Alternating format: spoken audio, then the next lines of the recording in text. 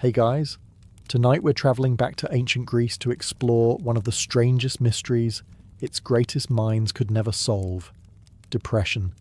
So before you get comfortable, take a moment, like the video, and subscribe. But only if you genuinely enjoy what I do here. And let me know in the comments where you're tuning in from and what time it is for you. It's always fascinating to see who's joining us from around the world. Now, dim the lights. Maybe turn on a fan for that soft background hum, and let's ease into tonight's journey together. Imagine you wake up in ancient Athens just after sunrise.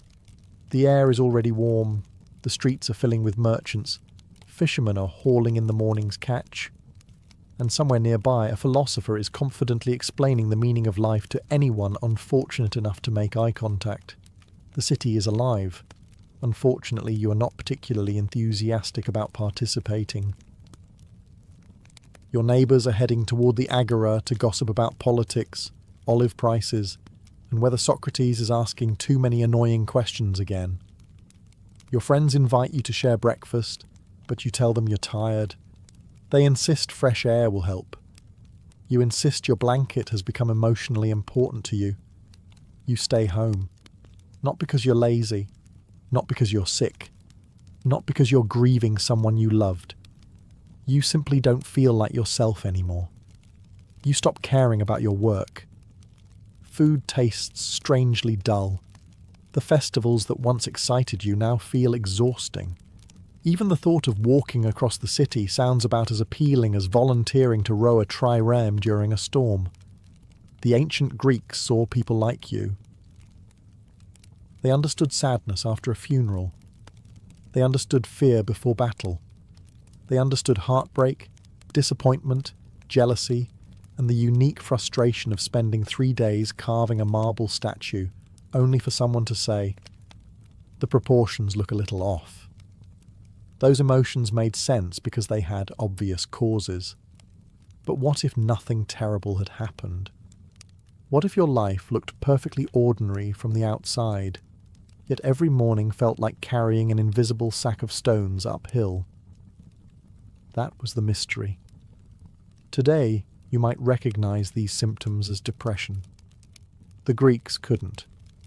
Their closest word was melancholia, but it covered an enormous range of conditions. A person who felt deeply sad, someone consumed by anxiety, another plagued by frightening thoughts, and even someone suffering certain physical illnesses might all receive the same label. To them, the mind and the body weren't separate kingdoms. If your stomach felt unwell, your thoughts might suffer. If your emotions became dark, perhaps something inside your body had fallen out of balance. The brain itself wasn't seen as the control center of human emotion. Many believed the heart, liver, or other organs played equally important roles. When your mood collapsed, there was no obvious place to begin looking, and that puzzled one of history's smartest civilizations. These were people who measured the earth with astonishing accuracy, mapped the stars, invented formal logic, and somehow found time to argue for hours about whether virtue could actually be taught. Yet when someone quietly withdrew from life for no visible reason, they had no idea why. So physicians searched the body, priests searched the gods, philosophers searched the soul, and all three were convinced the other two had probably missed something important. It was, in many ways, the ancient Greek version of a committee meeting, except everyone was wearing sandals instead of business suits. The more you think about your strange sadness, the more everyone around you starts offering explanations. Your neighbour believes you've been working too hard. Your uncle is convinced you've been working too little. A priest wonders whether you've offended a god without realising it. Meanwhile, a philosopher asks whether you've considered that happiness itself might be an illusion. You immediately regret mentioning you're having a rough week. This was ancient Greece, a civilization where almost everything was believed to have a reason. Randomness was deeply unsatisfying. If lightning struck a tree, someone wanted to know why. If a harvest failed, there had to be an explanation. If a city prospered, philosophers could happily spend decades arguing over the exact cause. Surely the human mind followed rules as well. Unlike many earlier civilizations, the Greeks became increasingly determined to understand the world through observation and reasoning. Instead of simply accepting that mysterious forces controlled everything, they began asking difficult questions. What caused disease? Why did people age? Why did one person recover while another died? These questions eventually transformed medicine and philosophy.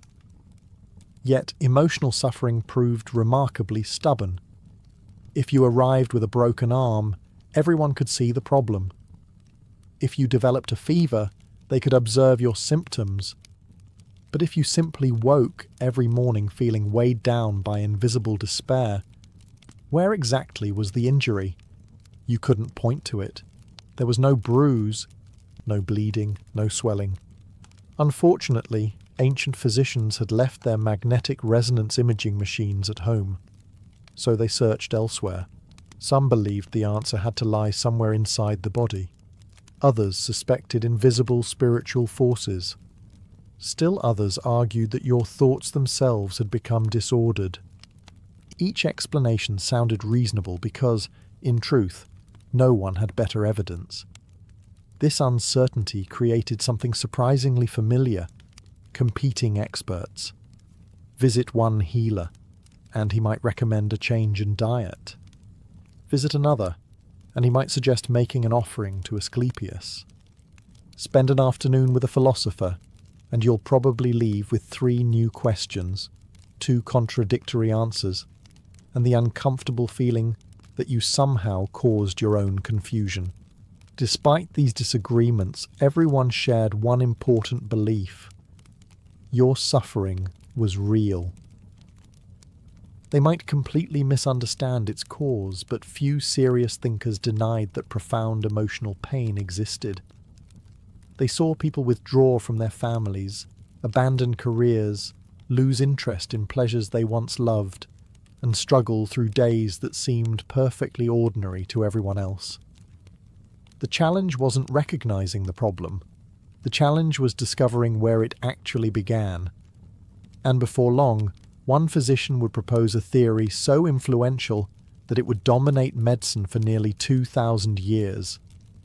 His explanation centered on something called black bile, a substance that would become history's most famous scapegoat for sadness. If you visited one of ancient Greece's most respected physicians and described the strange heaviness that had settled over your life, he probably wouldn't ask about your childhood, your stress levels, or whether you'd been sleeping well. Instead, he might become very interested in your bile, not the answer you were hoping for, admittedly. Around the 5th century before Christ, the physician Hippocrates and the medical tradition that followed him began promoting an idea that would shape medicine for centuries. The human body was governed by 4 vital fluids, or humours. Health depended on keeping them in perfect balance. There was blood associated with warmth and vitality, yellow bile linked to anger and energy, phlegm connected with calmness and sluggishness, and finally, black bile, the most mysterious of them all. According to this theory, if your body produced too much black bile, it could darken not only your physical health, but your emotions as well. Fear, hopelessness, anxiety, endless worrying, and overwhelming sadness were all believed to flow from this invisible imbalance. In fact, the very word melancholy comes from the Greek words melas, meaning black, and chole, meaning bile. It was less a poetic metaphor than a genuine medical diagnosis. To modern ears, blaming sadness on an excess of dark, digestive fluid sounds rather absurd. But in fairness, the Greeks were trying to solve an incredibly difficult puzzle with the tools they actually had. They couldn't examine neurons. They couldn't measure brain chemistry. They had no understanding of neurotransmitters, hormones, or genetics. What they did have was careful observation. They noticed that emotions often affected the body. Someone frightened might tremble. A grieving person could lose weight. Anxiety could upset the stomach. Long before scientists explained the connection between mind and body, the Greeks had already realized the two constantly influenced one another. Their conclusion was incorrect. Their observations were surprisingly sharp. Imagine visiting a physician after weeks of feeling empty inside. He studies your complexion, asks about your appetite, checks your pulse, examines your urine, questions your sleep, and carefully listens to your answers.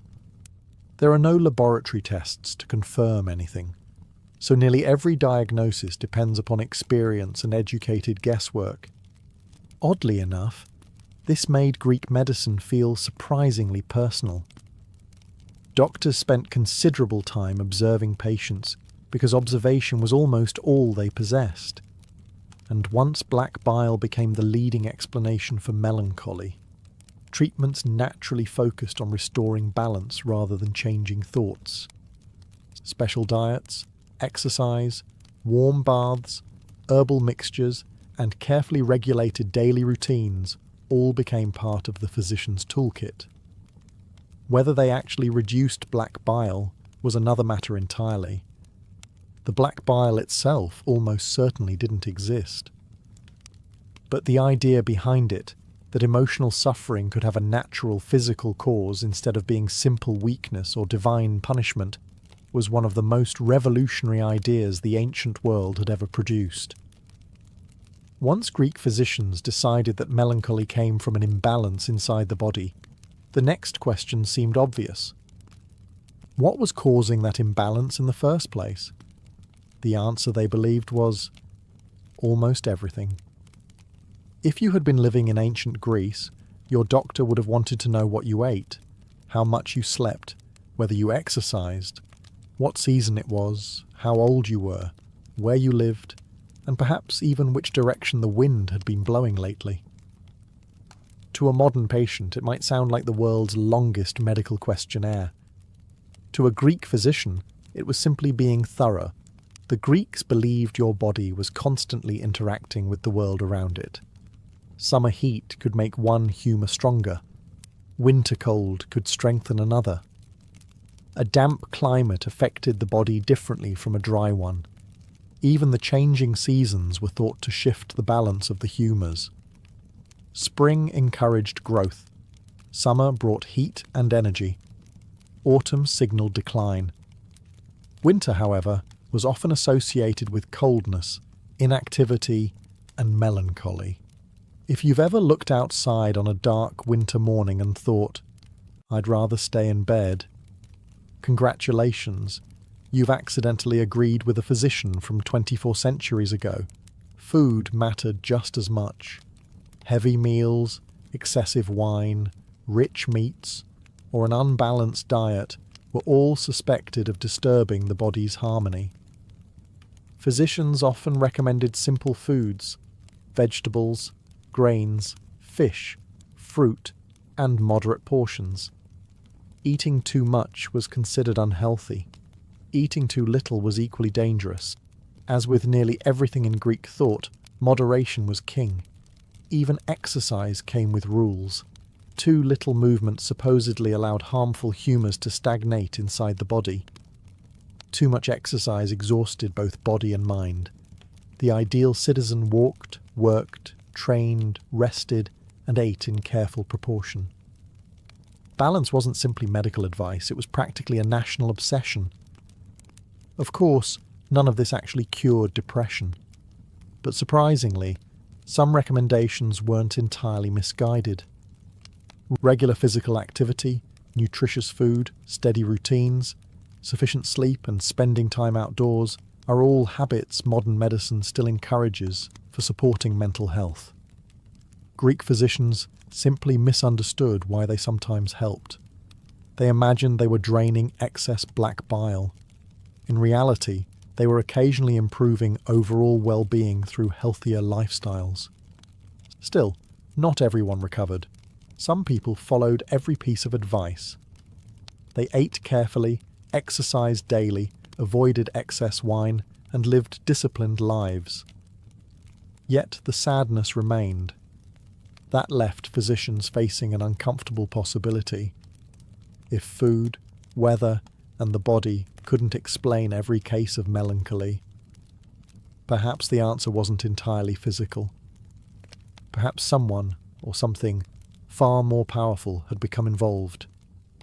And in ancient Greece, whenever human understanding reached its limits, the gods were never very far away. Not every Greek believed your sadness could be explained by black bile. In fact, if you wandered through the streets of Athens asking people why someone had fallen into deep despair, you would probably receive enough different answers to keep philosophers employed for another 5 centuries. Some pointed to the body. Others looked toward Olympus. After all, the gods were involved in nearly every aspect of Greek life. They governed the seas, the harvests, the weather, victories in battle, successful marriages, and unfortunate hairstyles, although Zeus himself occasionally struggled in that department. Why wouldn't they influence the human mind as well? To the Greeks, the line between the natural and the supernatural was remarkably thin. A sudden illness might have a physical cause, but it could also be a sign that a god had become displeased. An unexpected run of bad fortune could simply be bad luck, or it might be divine punishment for an offence you didn't even realise you had committed. That uncertainty made emotional suffering especially frightening. Imagine waking each morning feeling weighed down by despair, with no obvious explanation. Naturally, you would begin searching your memory. Had you broken an oath? Failed to honour your ancestors? Neglected a sacrifice? Insulted a god without realising it?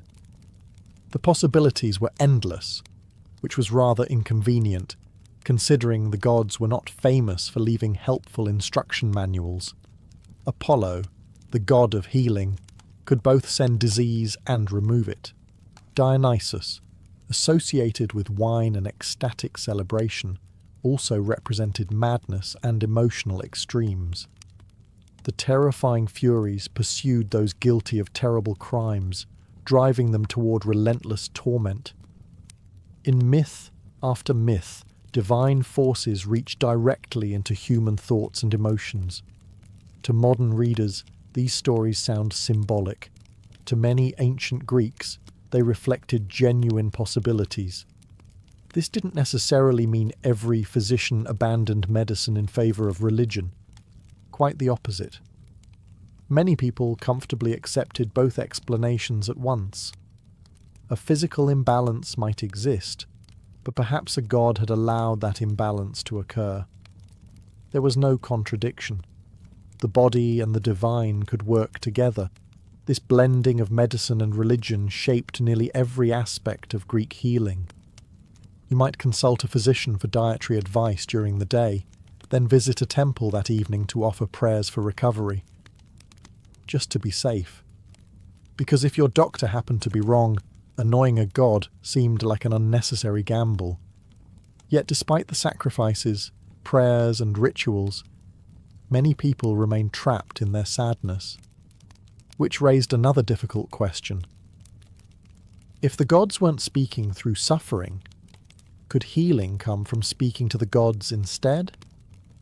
For that answer, thousands of Greeks made pilgrimages to one of the most extraordinary places in the ancient world, the healing sanctuaries of Asclepius, where sleep itself became part of the cure. If diet hadn't lifted your spirits, and prayers at your local shrine hadn't eased the weight on your mind, there was still one place many Greeks believed could help. You packed a few belongings, said goodbye to your family, and began the journey to a sanctuary dedicated to Asclepius, the god of healing. This wasn't an ordinary temple. It was something closer to an ancient hospital, spa, retreat, and religious sanctuary, all rolled into one. Imagine checking into a wellness centre, where your doctor also believed divine dreams were part of the treatment plan. Surprisingly, for many visitors, that sounded perfectly reasonable. The most famous sanctuary stood at Epidaurus, nestled among green hills far from the noise of the cities. People travelled for days, sometimes weeks, hoping to find relief from blindness, painful joints, fevers, mysterious illnesses, and the strange sadness that no physician seemed able to explain. You wouldn't simply walk in and ask for an appointment. First came purification. You bathed. You washed away both physical dirt and, symbolically, spiritual impurity. You offered sacrifices, usually modest gifts or animals, depending on your means. You prayed. The journey itself became part of the healing process, separating you from the worries of everyday life. Only then came the most remarkable part. You went to sleep. The ritual was called incubation. Patients spent the night inside a sacred sleeping hall, believing that Asclepius would appear in their dreams. Sometimes the god supposedly spoke directly, offering advice or revealing the cause of an illness. Other times he performed miraculous surgery while you slept, leaving you to wake feeling restored. By modern hospital standards, this was an unconventional treatment plan. On the other hand, the waiting room was probably much quieter. When morning arrived, priests asked you to describe every detail of your dream.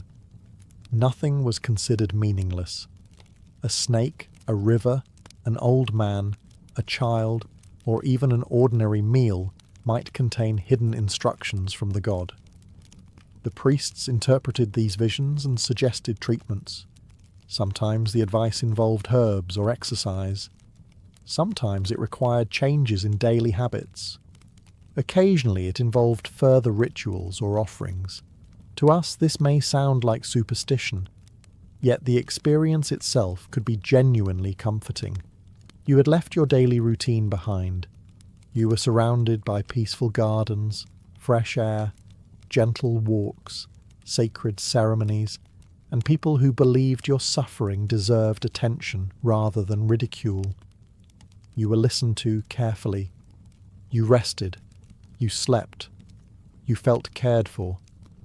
None of that cured depression outright, but compassion, hope, quiet surroundings, and the belief that recovery was possible have always possessed a remarkable kind of medicine, even if the Greeks believed the prescription had arrived through a dream. While physicians searched the body for the source of melancholy, another group of Greeks was searching somewhere entirely different. They were looking inside the mind, or more accurately, inside what they called the soul. If you found yourself overwhelmed by sadness, one philosopher might not ask what you had eaten or whether you had visited the temple of Asclepius. Instead, he might ask a far more uncomfortable question.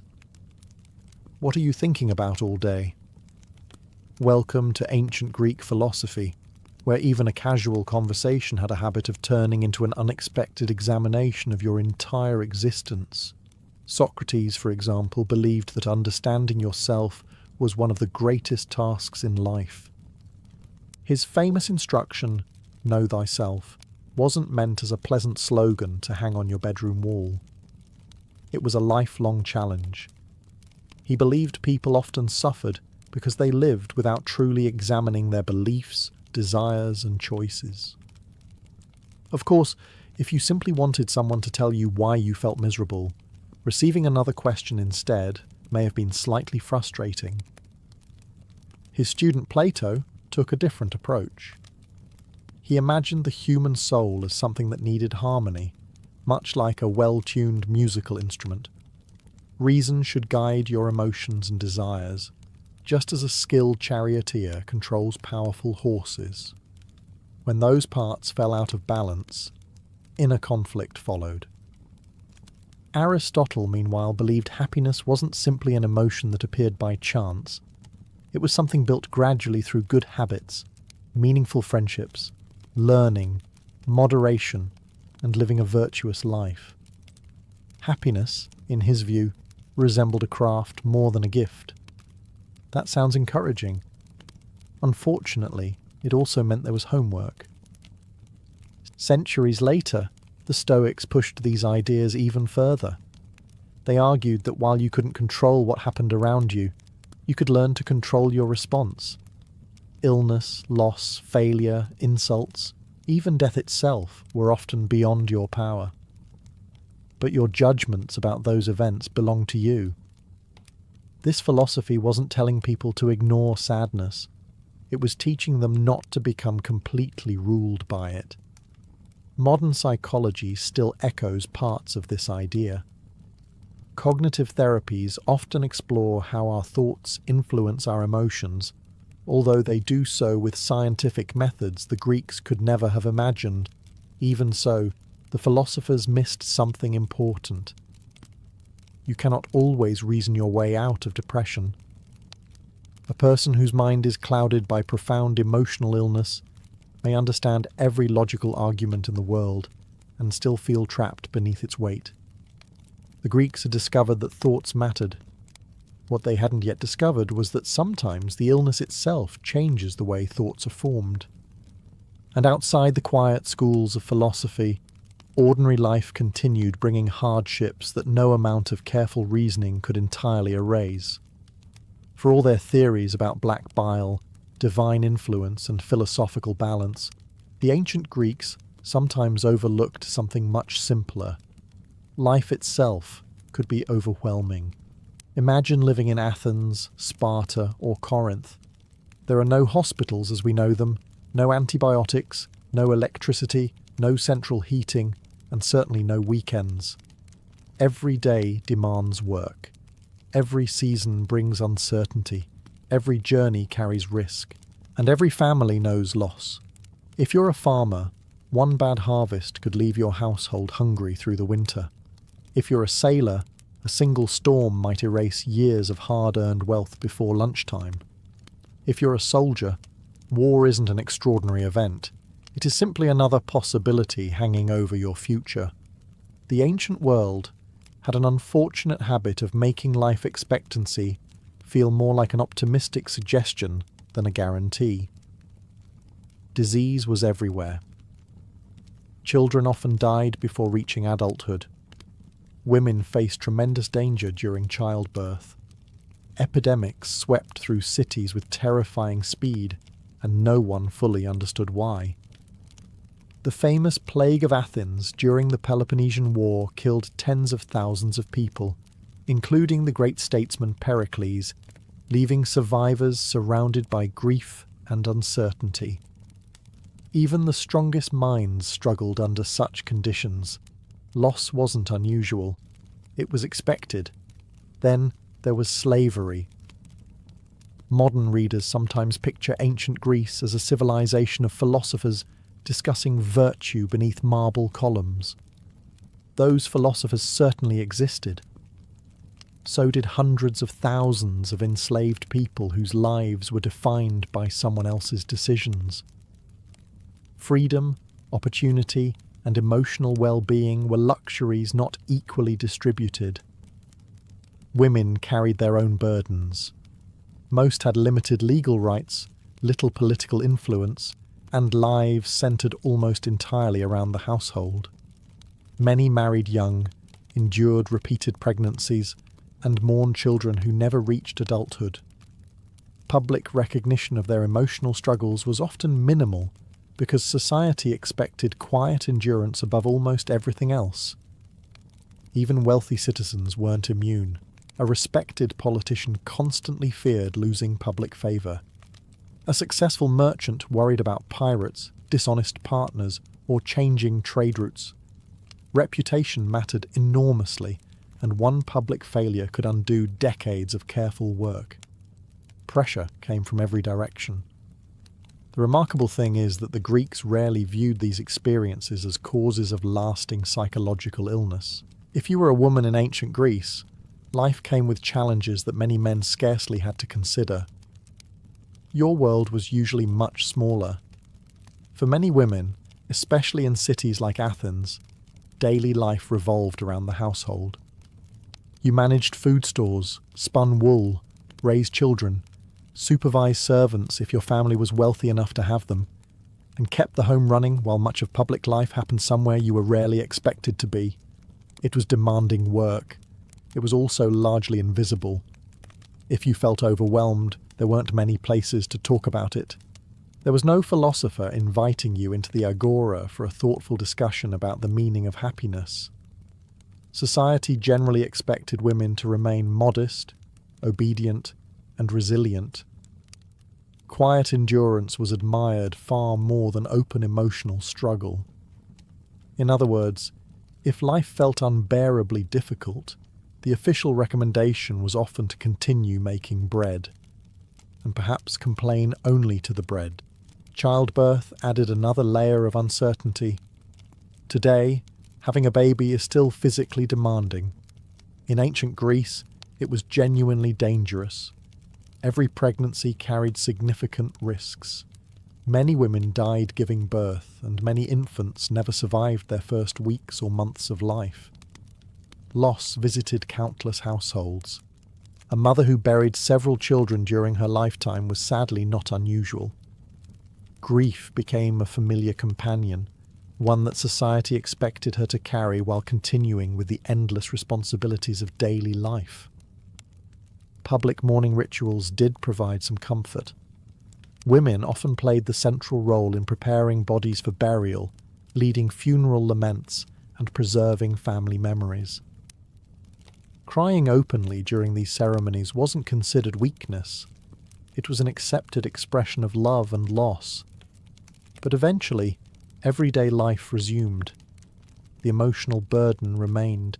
Greek physicians sometimes attempted to explain women's emotional suffering through the body. They believed reproductive organs influenced mood in ways that we now know were largely misunderstood. Some illnesses unique to women were attributed to an unsettled womb or other supposed disturbances within the body.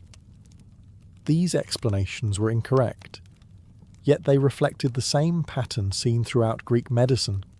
When emotions became difficult to understand, physicians searched for physical causes. Women also experienced another challenge that could quietly deepen sadness: isolation. Many spent long hours inside the household with limited opportunities to participate in public life.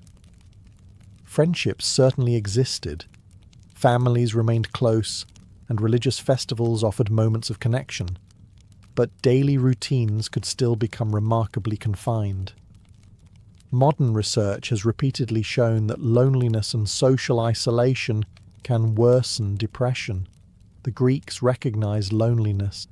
They simply didn't realize how deeply it could shape the mind. Like so many mysteries surrounding melancholy, they saw its effects clearly. They just couldn't quite explain the mechanism behind them. By now the Greeks had reached an unusual conclusion. Melancholy wasn't always something to fear. In some cases they began to wonder if it might actually be connected to greatness. It sounds like the sort of theory invented by someone who hadn't slept properly in several weeks. Yet among Greek philosophers, physicians, and writers, this idea became surprisingly influential. The person most often associated with it is Aristotle. A famous passage, traditionally linked to his school, asks a fascinating question. Why do so many extraordinary people seem prone to melancholy? Why, it wondered, were outstanding philosophers, poets, artists, politicians, and even military leaders so often described as deeply sad or emotionally troubled? The question itself was remarkably observant. The answer, however, was rather more speculative. According to the theory, the same black bile that could drag an ordinary person into despair might, in smaller or better balanced amounts, sharpen intelligence and creativity. Too little produced an ordinary temperament. Too much caused overwhelming suffering. But somewhere in the middle, melancholy supposedly helped create exceptional minds. In other words, if you were unusually gloomy, Someone might conclude you were either becoming a genius or simply needed less black bile.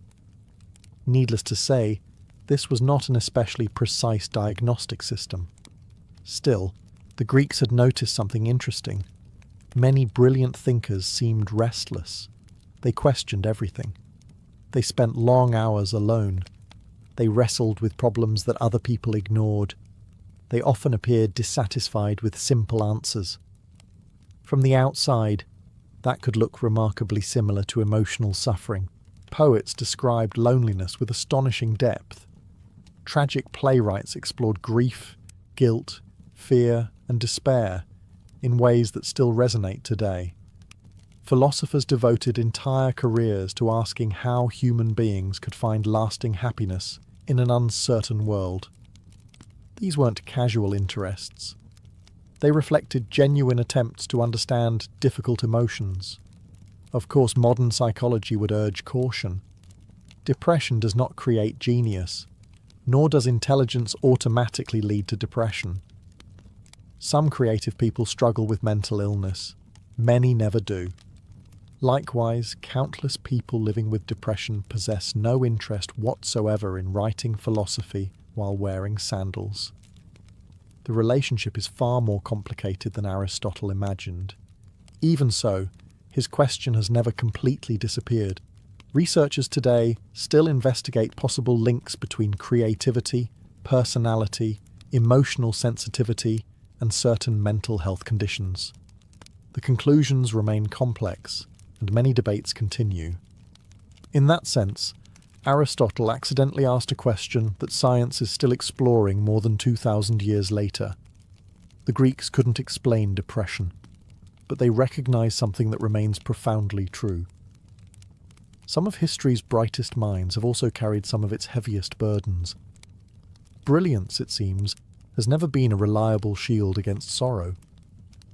So, what happened if a Greek physician diagnosed you with melancholy? Well, don't expect a prescription to be waiting at your local pharmacy.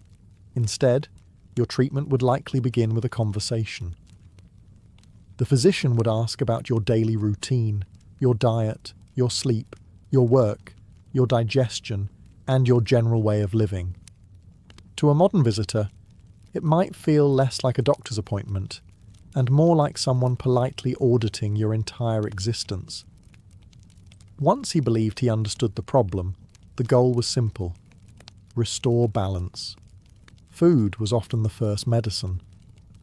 If your diet was thought to encourage an excess of black bile, your physician might recommend lighter meals, more vegetables, fresh fruit, fish, and plenty of barley. Heavy meats and excessive drinking were discouraged. Wine itself wasn't considered harmful in moderation. This was Greece, after all. But drinking enough to argue with a statue of Athena was generally viewed as poor medical practice. Exercise followed naturally. A long walk through the countryside, gentle physical training, or spending time outdoors were all believed to improve both body and mind. Physicians noticed that people who remained active often seemed healthier, even if they misunderstood the biological reasons behind it. Bathing was another favourite recommendation. Warm baths helped relax the body, soothe aching muscles, and create a sense of calm. Combined with massage and scented oils, the experience probably felt rather luxurious compared to the average workday. Sleep also mattered. Greek doctors believed both too much and too little sleep could upset the body's balance. They encouraged regular routines, understanding that rest was an important part of recovery, even if they couldn't explain exactly why. Music held a special place as well. Many philosophers believed certain melodies could calm powerful emotions. Listening to the gentle notes of a lyre or flute wasn't simply entertainment. It was considered therapeutic. Whether through rhythm, beauty, or simple distraction, music often eased troubled minds. Conversation itself became a kind of medicine. Patients spoke with physicians, priests, family members, and philosophers. They weren't receiving modern psychotherapy, of course, but they weren't suffering entirely alone either. Being heard, understood, and treated with compassion has always carried remarkable healing power. Looking back, it's surprising how many Greek treatments resemble advice still offered today. Eat nutritious food, exercise regularly, sleep consistently, spend time outside, listen to music, maintain meaningful relationships. None of these cures depression on their own, but together they can genuinely support mental well-being. The Greeks believed these practices worked because they balanced the humours. Modern science points toward entirely different explanations involving brain chemistry, hormones, nervous system regulation, and social connection. Different theories. Sometimes remarkably similar advice. And yet, despite every walk, every bath, every careful meal, and every soothing melody played on the lyre, some people never truly recovered. That stubborn reality forced Greek physicians to confront an uncomfortable truth. Perhaps the greatest mystery wasn't how to treat melancholy. Perhaps it was how little they actually understood about where it came from. For all the wisdom of Hippocrates, the careful observations of Greek physicians, and the endless debates of philosophers, there came a point where every explanation simply stopped. Imagine returning to your doctor after months of following every instruction. You've changed your diet. You've exercised. You've taken long walks. You've visited the temple of Asclepius. You've listened to music, slept more regularly, and even cut back on the wine, which, by Greek standards, was practically an act of heroism. And yet, you still wake each morning with the same invisible weight pressing down on you. What could the physician say? The honest answer was, not very much. The greatest limitation of ancient Greek medicine wasn't a lack of intelligence. It was a lack of tools. The Greeks couldn't see inside the living brain. They had no microscopes, no laboratories, no understanding of neurons or neurotransmitters. They knew nothing about serotonin, dopamine, genetics, hormones, or the complex networks that modern neuroscience now studies every day. To them, the brain itself wasn't even universally accepted as the center of thought and emotion. Some philosophers believed the brain played the leading role. Others argued that the heart was where thinking truly happened. A few assigned important functions to the liver or other organs. If the experts couldn't even agree on where emotions lived, discovering how they worked was always going to be difficult. This meant every diagnosis depended almost entirely on observation. Doctors watched. They listened. They compared one patient to another. Sometimes their conclusions were remarkably insightful. Sometimes they were spectacularly wrong. A patient who was deeply depressed might receive the same diagnosis as someone suffering from chronic anxiety. Another person experiencing bipolar disorder could easily be mistaken for someone under divine influence. Hallucinations, severe grief, epilepsy, and what we now recognize as different psychiatric illnesses were often grouped together because they shared visible symptoms.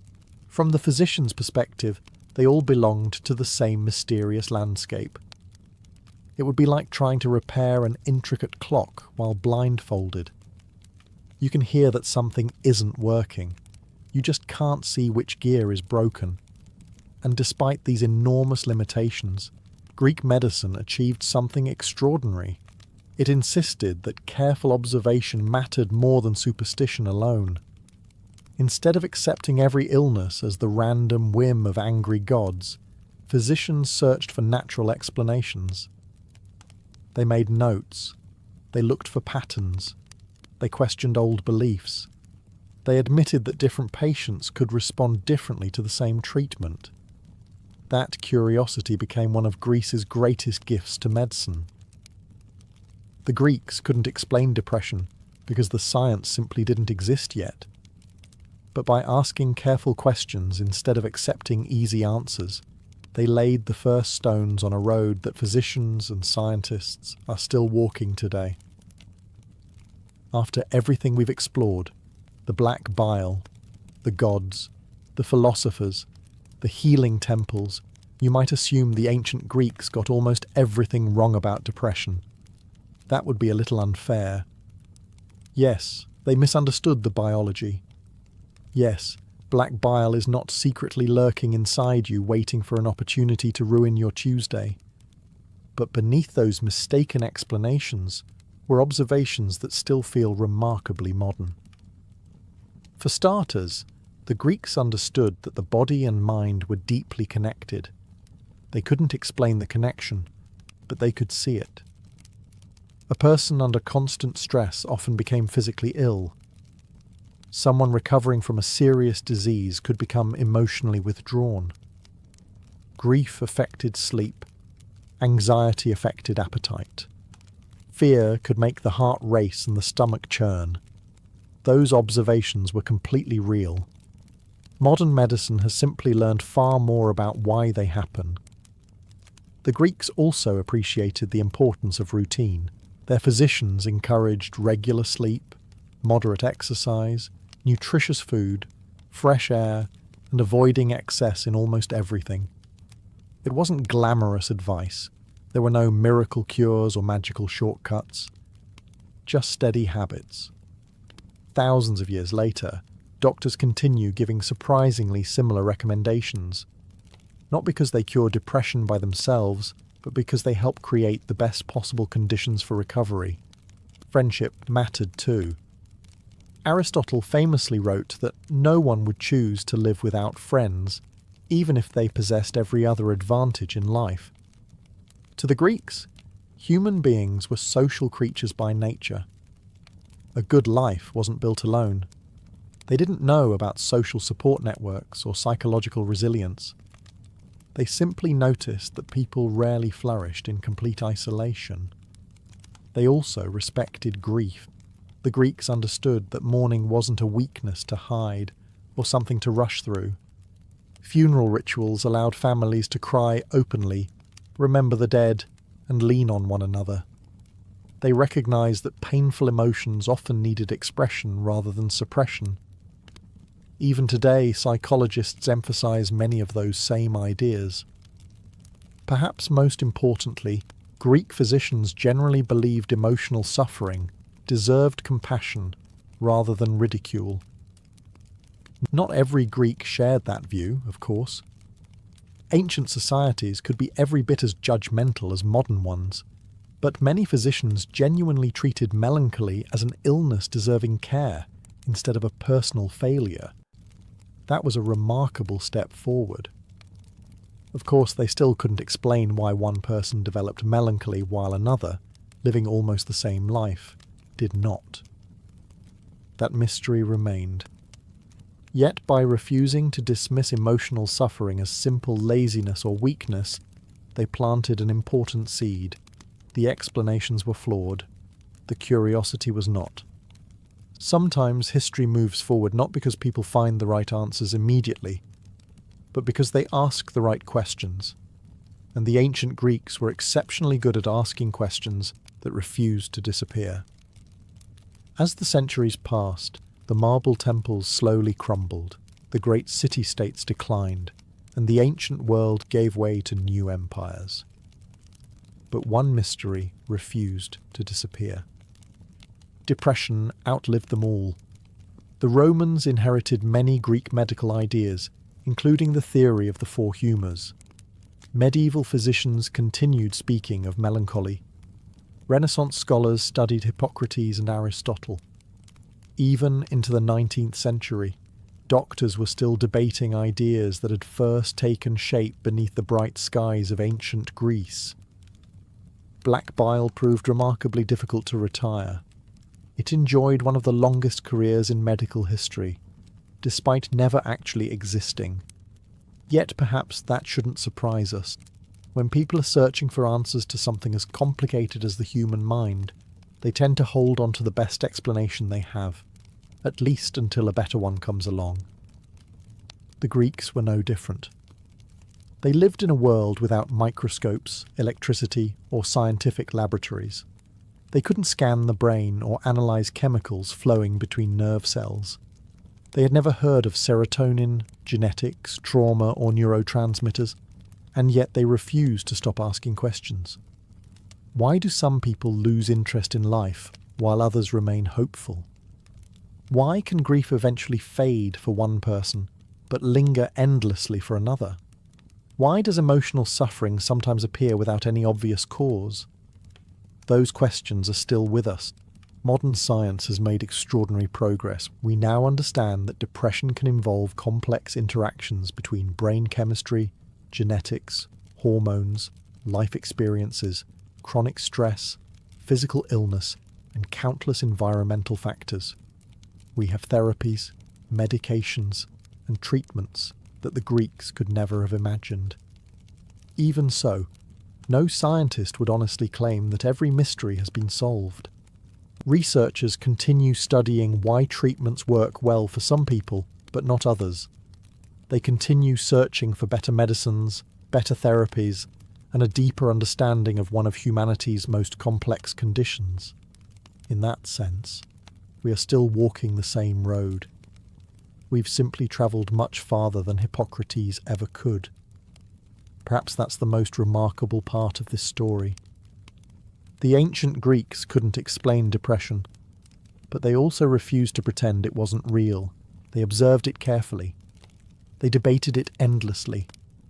They searched for natural causes instead of accepting simple answers, and they recognised that invisible suffering could be just as profound as a visible wound. That may be their greatest legacy. Not that they solved the mystery, but that they believed it was worth solving. And as you drift towards sleep tonight, it's comforting to remember that for more than 2,000 years, people have been asking the same questions about the human mind. The answers have changed with every generation. The curiosity never has. Before Grigory Rasputin became the most scandalous man in Imperial Russia, he was simply another peasant from a tiny Siberian village where excitement usually meant someone's cow wandered into the neighbour's vegetable patch. Yet even before his name reached palaces, stories about his unusual relationships with women had already begun to circulate. Some were rooted in truth, others grew taller with every retelling, but together they created the legend that would eventually eclipse the man himself. Rasputin was born in 1869 in Pokrovskoye, a farming settlement resting along the cold Tura River. Life there followed the rhythm of the seasons rather than the calendar. Summers were spent working the fields from sunrise until sunset. Winters were so bitter that simply fetching water felt like negotiating with nature itself. There was little opportunity for education, and Rasputin never became a polished scholar. He could read only with difficulty, signed documents awkwardly, and spoke with the rough accent of the Siberian countryside. Yet people noticed something about him. Contemporaries frequently described his eyes before mentioning anything else. They spoke of an intense, unwavering stare that made conversation strangely uncomfortable. Whether this was genuine magnetism or simply the effect of someone refusing to break eye contact remains impossible to know. Either way, it left an impression. In his early 20s, Rasputin married Praskovia Dubrovina, a local peasant woman. Contrary to later myths, theirs appears to have been a genuine marriage. They had several children together, worked the family farm, and Praskovia remained his wife until his death. She tolerated his increasingly long absences with remarkable patience, perhaps because Siberian wives learned early that arguing with determined husbands was often less productive than waiting for them to tire themselves out. Nothing about these early years suggested Russia was about to gain its most infamous holy man. Then, somewhere around the age of 28, Rasputin experienced what he described as a profound religious awakening. The exact cause remains uncertain.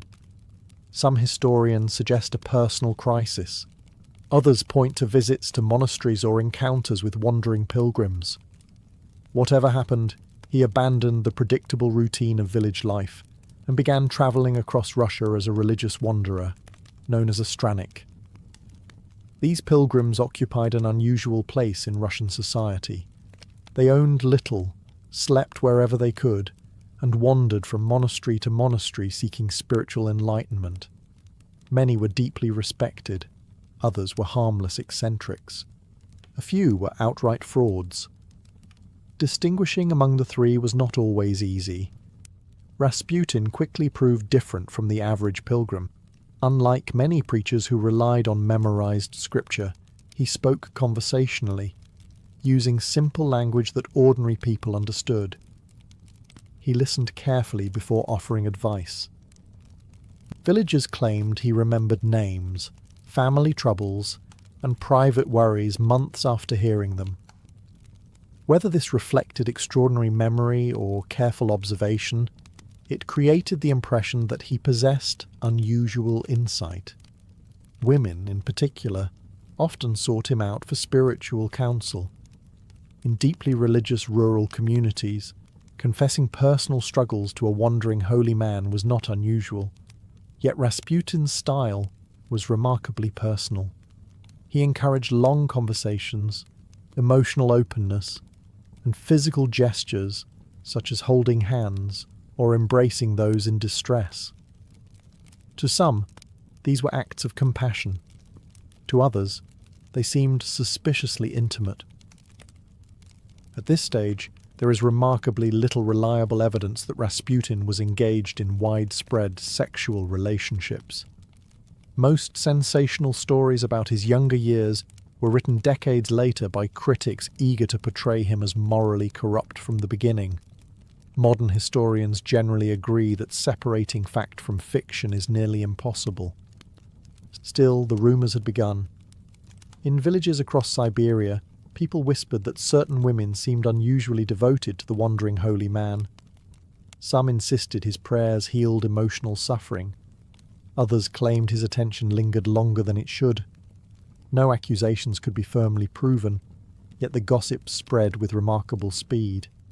It was the first glimpse of a pattern that would follow Rasputin for the rest of his life. Wherever he went, admiration and suspicion arrived together.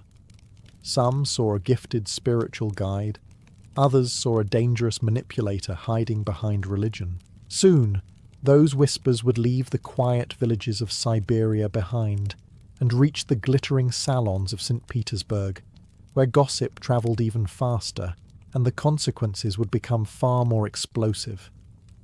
By the time Rasputin reached St. Petersburg in the early 1900s, he had already spent years wandering across Russia as a self-proclaimed holy man. He arrived with no wealth, no official church position, and certainly no invitation to join the highest circles of the empire. Yet within only a few years, this bearded Siberian peasant would be dining with princes, advising duchesses, and earning the trust of the most powerful woman in Russia. It was a social climb so unlikely that even the palace staff struggled to believe they were witnessing it. St. Petersburg was unlike anything Rasputin had ever known. The imperial capital glittered with grand avenues, marble palaces, and fashionable salons where the aristocracy debated politics, philosophy, and spirituality over lavish dinners. Among the wealthy, there was a growing fascination with mysticism. Fortune-tellers, spiritual healers, miracle workers, and wandering monks all found eager audiences.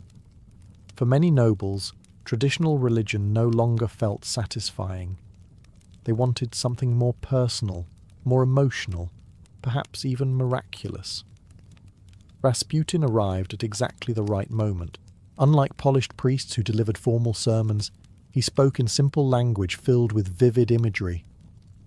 He quoted scripture imperfectly but passionately, often describing faith as something to be experienced rather than merely studied. His rough manners, which would have seemed embarrassing in most settings, actually reinforced his reputation for authenticity. Here was a man who looked untouched by court politics, at least That was the impression. The first people to champion him were not powerful politicians, but aristocratic women searching for spiritual guidance. Many invited him into their homes for private gatherings where he would pray, answer questions, and speak for hours about humility, repentance, and God's mercy. These meetings often stretched late into the evening. Guests described leaving in tears, convinced they had encountered someone with extraordinary spiritual insight. Women seemed particularly drawn to him, though the reasons varied widely. Some admired his apparent sincerity. Others found comfort in his willingness to discuss personal struggles without judgment. Unlike many clergymen, Rasputin listened more than he preached. He asked about fears, marriages, illnesses, and family troubles. He maintained intense eye contact that many later described as almost hypnotic. Whether this reflected remarkable charisma or simply an unusual personality remains impossible to measure, but nearly everyone who met him commented on it. Eventually his reputation reached influential church figures and members of the aristocracy who introduced him to the imperial family. Tsarina Alexandra desperately searched for anyone capable of helping her son, Alexei, whose haemophilia left him vulnerable to life-threatening bleeding. Doctors repeatedly failed to provide lasting comfort. Rasputin, however, appeared able to calm the frightened boy during several crises. Exactly how he accomplished this remains debated. Some historians believe his soothing presence reduced Alexei's stress, indirectly easing symptoms. Others suggest he discouraged treatments that unintentionally worsened the condition. Whatever the explanation, Alexandra became convinced that Rasputin had been sent by God to protect her son. With that belief, his position at court became remarkably secure. Yet as Rasputin's influence grew, so did the whispers surrounding his relationships with women. Servants noticed noble ladies visiting him privately. Society gossip columns hinted that spiritual counselling sometimes became unusually intimate. Political enemies eagerly repeated every rumour they heard, while devoted followers dismissed them as malicious lies. At first, no one could prove anything, but in the glittering world of the imperial court, appearances often mattered more than evidence.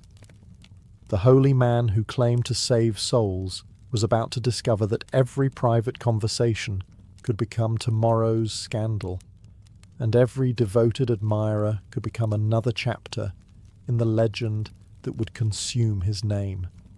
Once Rasputin became a familiar face in St. Petersburg's highest circles, the rumours surrounding his private life multiplied faster than anyone could keep track of them.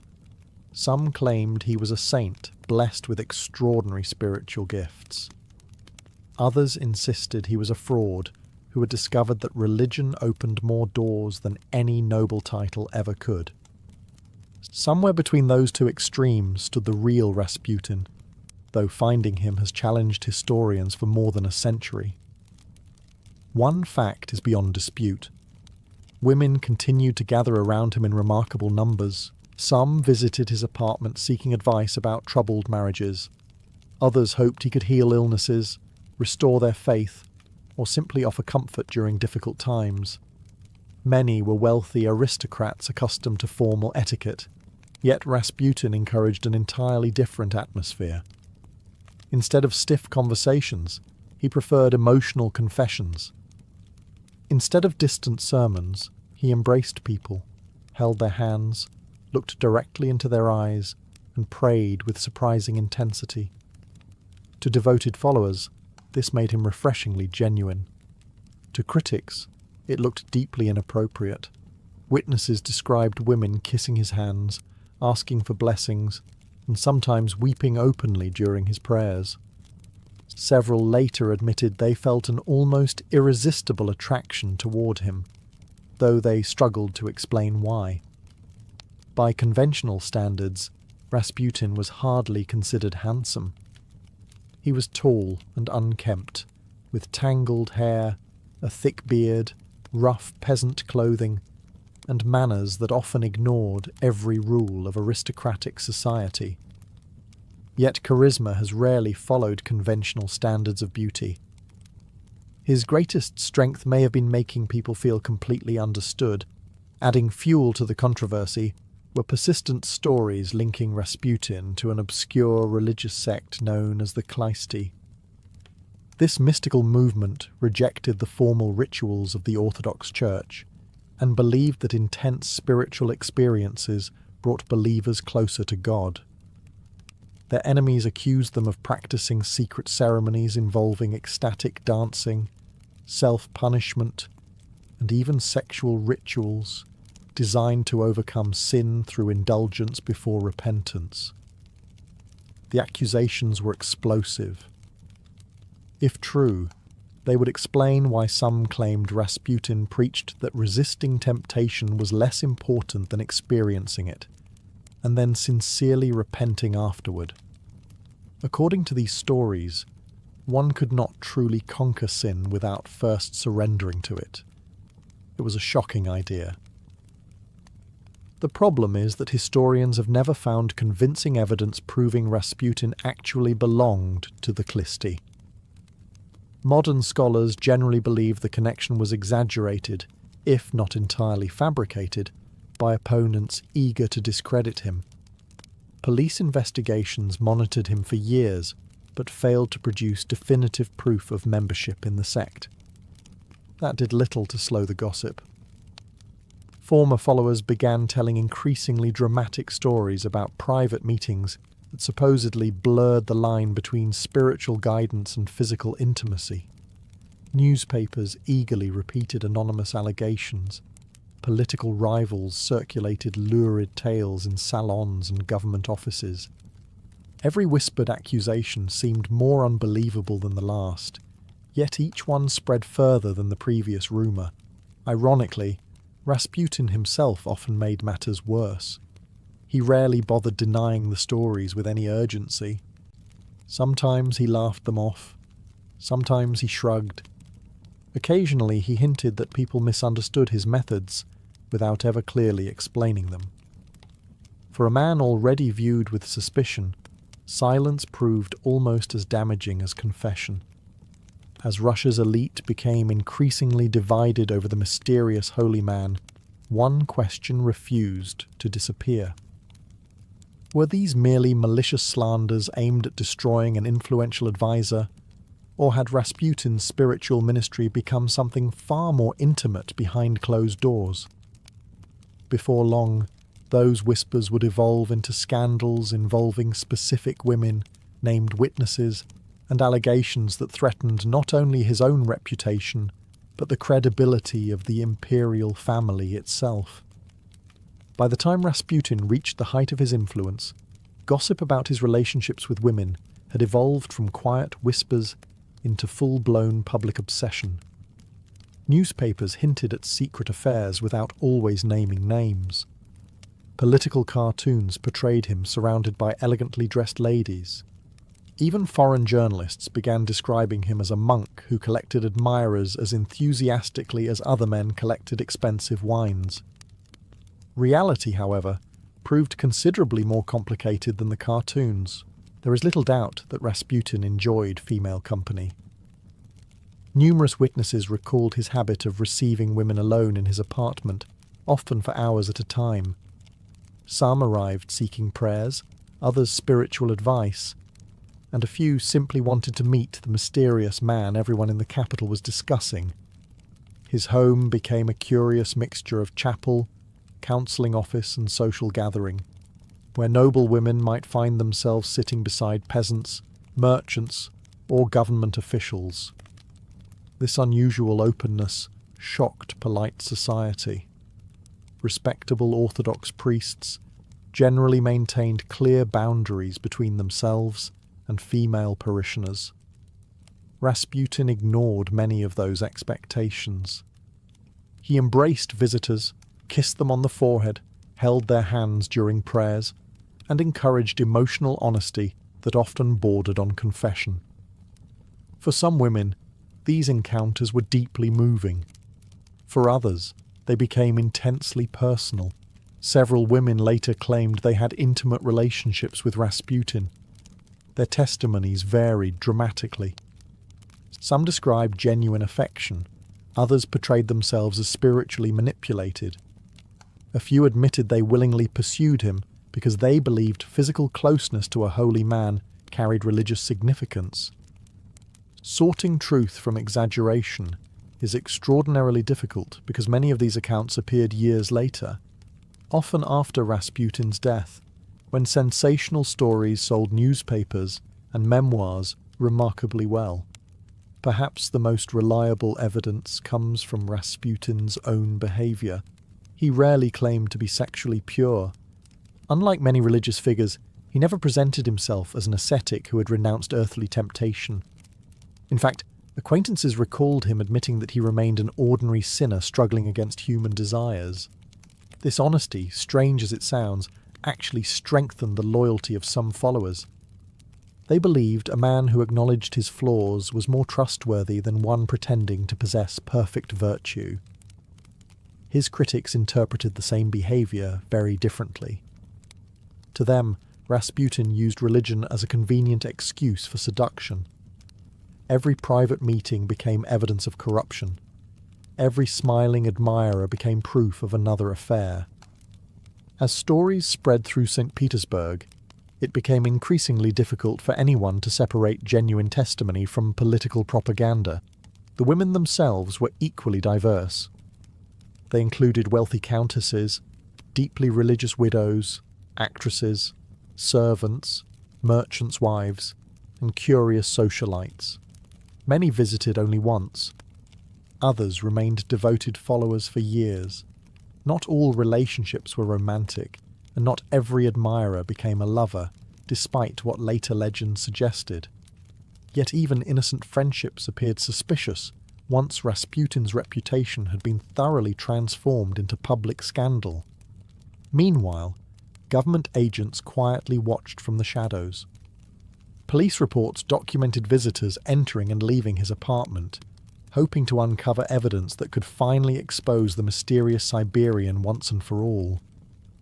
What they discovered would only deepen the controversy, because the more investigators observed Rasputin's private life, the less it resembled either the perfect saint his followers imagined, or the insatiable monster his enemies desperately wanted the public to believe. By 1912, Rasputin's private life had ceased to be merely a matter of gossip. It had become a political weapon. Every new rumor about his relationships with women was no longer simply an attack on Rasputin himself.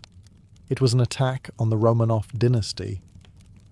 If the mysterious Siberian holy man truly enjoyed unlimited access to aristocratic women and the imperial palace, then, critics argued, what did that say about the people who welcomed him?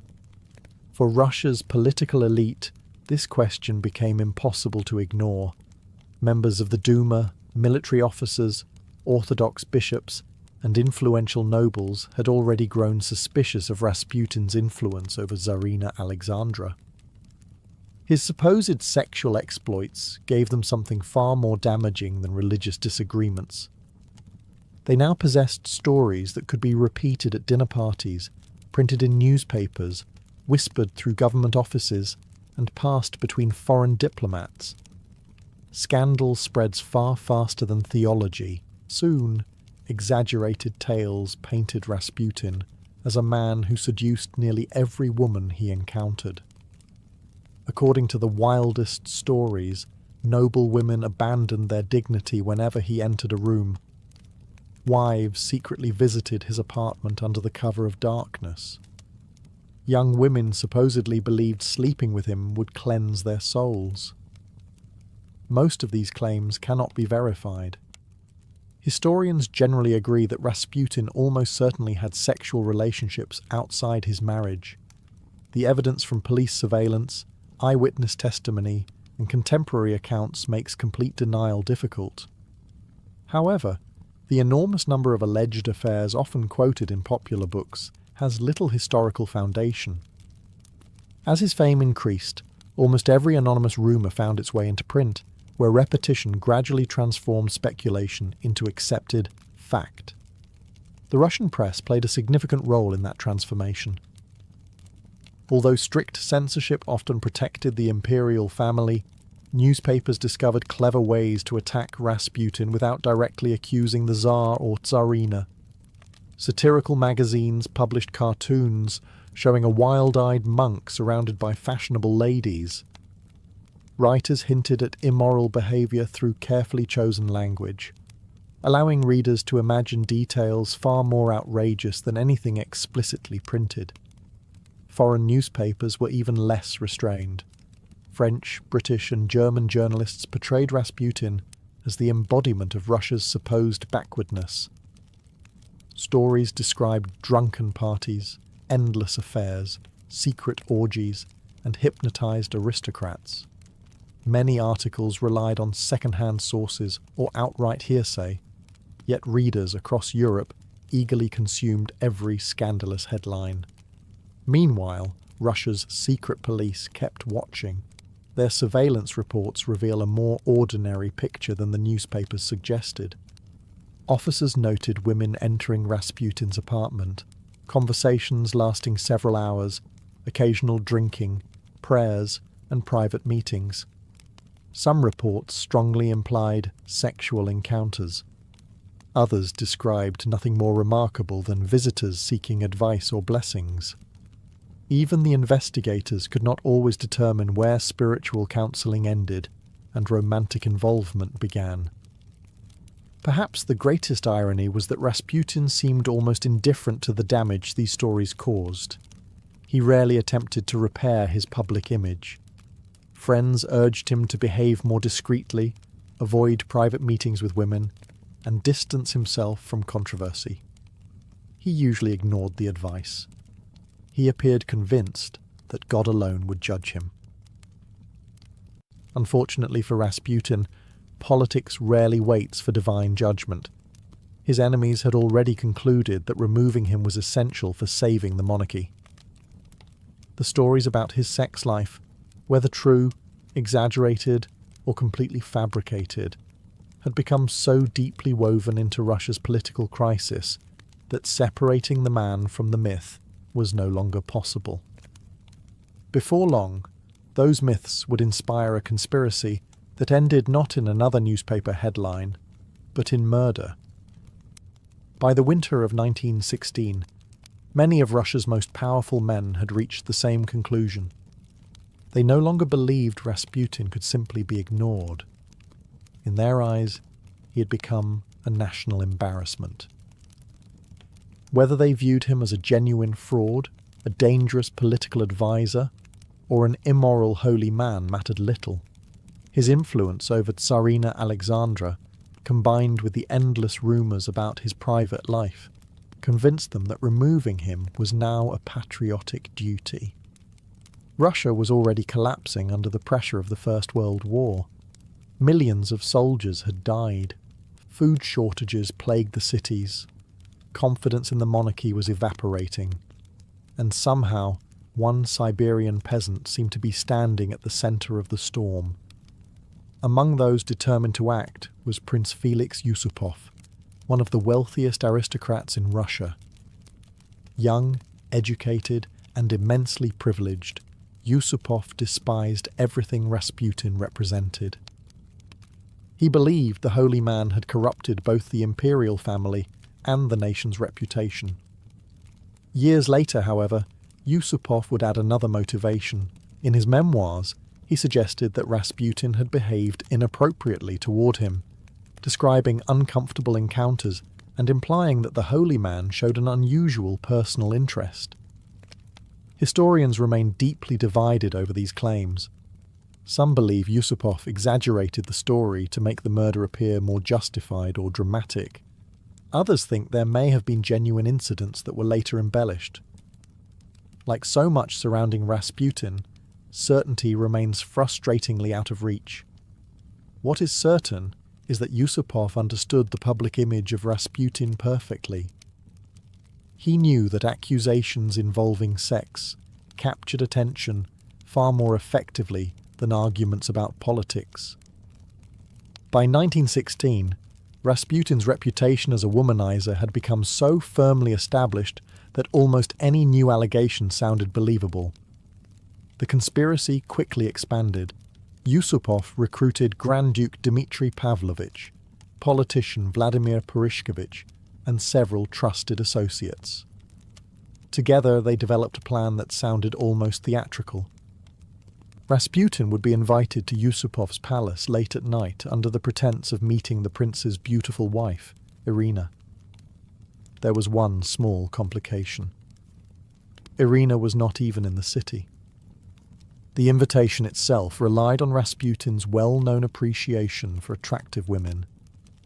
Whether he believed he was about to enjoy a private meeting or merely accepted another social invitation remains unknown. Either way, shortly after midnight, he entered the Moika Palace without realizing he was walking into history. What happened next became one of the most famous murder stories ever told. According to Yusupov's later account, Rasputin calmly ate cakes laced with cyanide and drank poisoned wine without showing any sign of illness. When the poison supposedly failed, Yusupov claimed he shot him in the chest. Rasputin then miraculously stood back up, staggered through the courtyard, and attempted to escape before being shot again and finally thrown into the freezing Neva River. It is an unforgettable story. It is also almost certainly fiction. When most people hear the words Silk Road, they imagine a single dusty trail stretching from China to Europe, lined with endless camel caravans carrying silk, spices, and perhaps one particularly grumpy merchant wondering whose brilliant idea it was to cross another desert. It is a wonderful image. It is also almost entirely wrong. The Silk Road was never one road. It was an enormous network of trade routes that twisted across mountains, deserts, grasslands and fertile river valleys, connecting thousands of towns over nearly 4,000 miles. Some paths lasted centuries before disappearing beneath shifting sands. Others flourished only briefly as kingdoms rose and fell. Together, they formed something closer to the ancient world's internet than a simple highway. Goods, ideas, religions, diseases, inventions, and stories all travelled these routes, sometimes reaching places their creators could scarcely imagine. Surprisingly, very few merchants ever completed the entire journey. A Roman trader rarely walked all the way to China, just as a Chinese merchant seldom reached the Mediterranean. Instead, products changed hands countless times. A bolt of Chinese silk might pass through the hands of dozens of traders before finally reaching a wealthy Roman senator. By then, nobody involved had the slightest idea who had originally woven it. The route itself was as dangerous as it was profitable. Travellers faced towering mountain passes where snow lingered well into summer. They crossed deserts so vast that a wrong turn could become a death sentence. Sandstorms erased footprints within minutes, wells dried without warning, and bandits patiently waited for caravans carrying fortunes in cloth, jade, spices, or precious metals. Even experienced guides could disappear beneath the unforgiving landscape. Ancient travellers often joked that the desert collected more merchants than customers. It was dark humour, but history suggests they were not entirely exaggerating.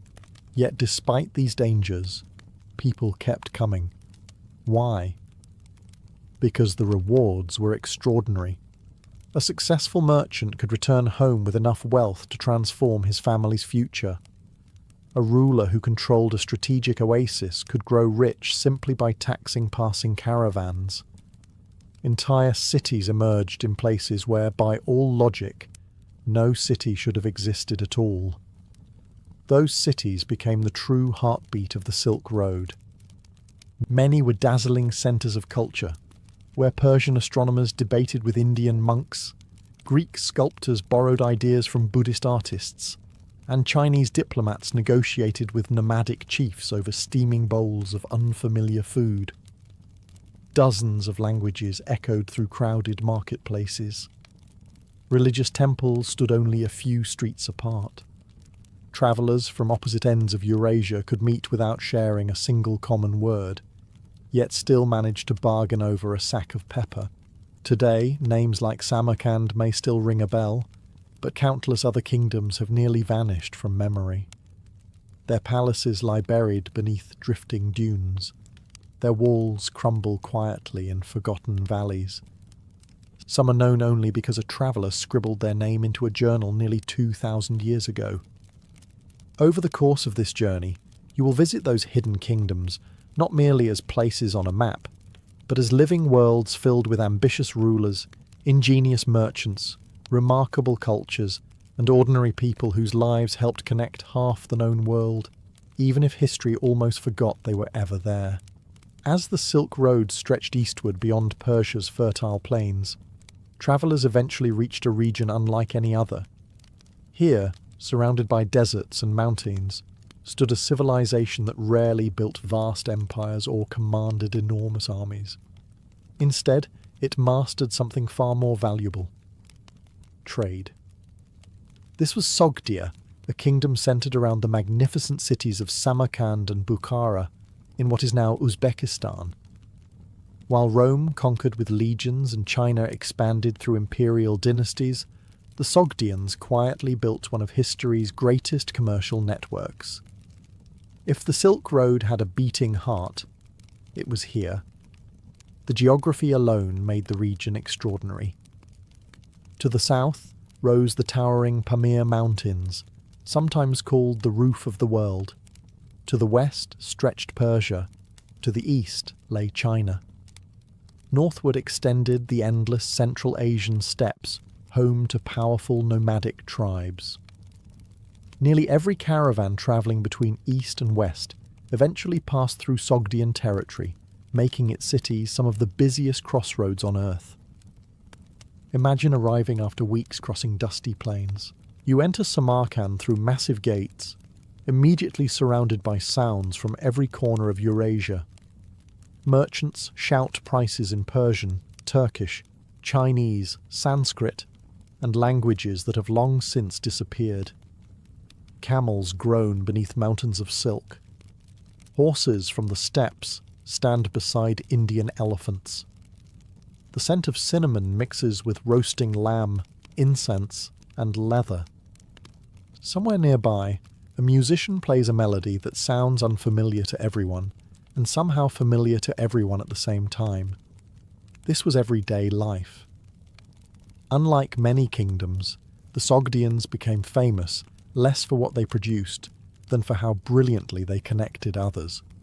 They acted as middlemen between civilizations, buying goods in one region and selling them thousands of miles away. Chinese silk, Indian spices, Persian silver, Roman glass, Byzantine textiles, and precious gemstones all passed through their warehouses. They also traded something impossible to pack into a camel's saddle: ideas. Sogdian merchants carried religions across Asia just as efficiently as silk. Buddhism travelled toward China. Christianity reached Central Asia. Zoroastrianism remained strong at home, while later Islam transformed the region after the Arab conquests. Walk through a Sogdian city, and you might pass a Buddhist monastery, a Zoroastrian fire temple, and a Christian church before lunchtime. Ancient cities rarely celebrated diversity as a modern ideal, but commerce had a way of encouraging tolerance. After all, arguing over theology was rarely as profitable as agreeing on the price of silk. The merchants themselves became legendary. Unlike rulers who stayed within palace walls, Sogdian traders spent years travelling enormous distances. Some settled permanently in Chinese cities, married local families, and learned entirely new languages. Others crossed deserts so often they could navigate by stars invisible to most people. They became cultural interpreters as much as businessmen, explaining foreign customs to puzzled clients separated by thousands of miles and countless traditions. Yet despite their extraordinary success, the Sogdians slowly disappeared. Arab conquests in the 8th century transformed the political and religious landscape. New powers took control of the trade routes, while later invasions, most famously those led by Genghis Khan, devastated many of Central Asia's greatest cities.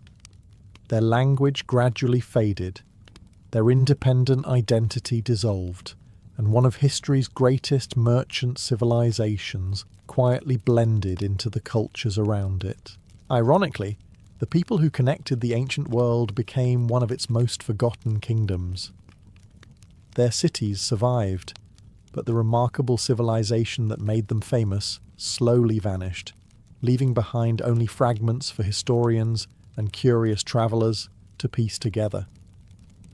Leaving the bustling markets of Sogdia, the Silk Road climbed toward a kingdom that seemed almost impossible.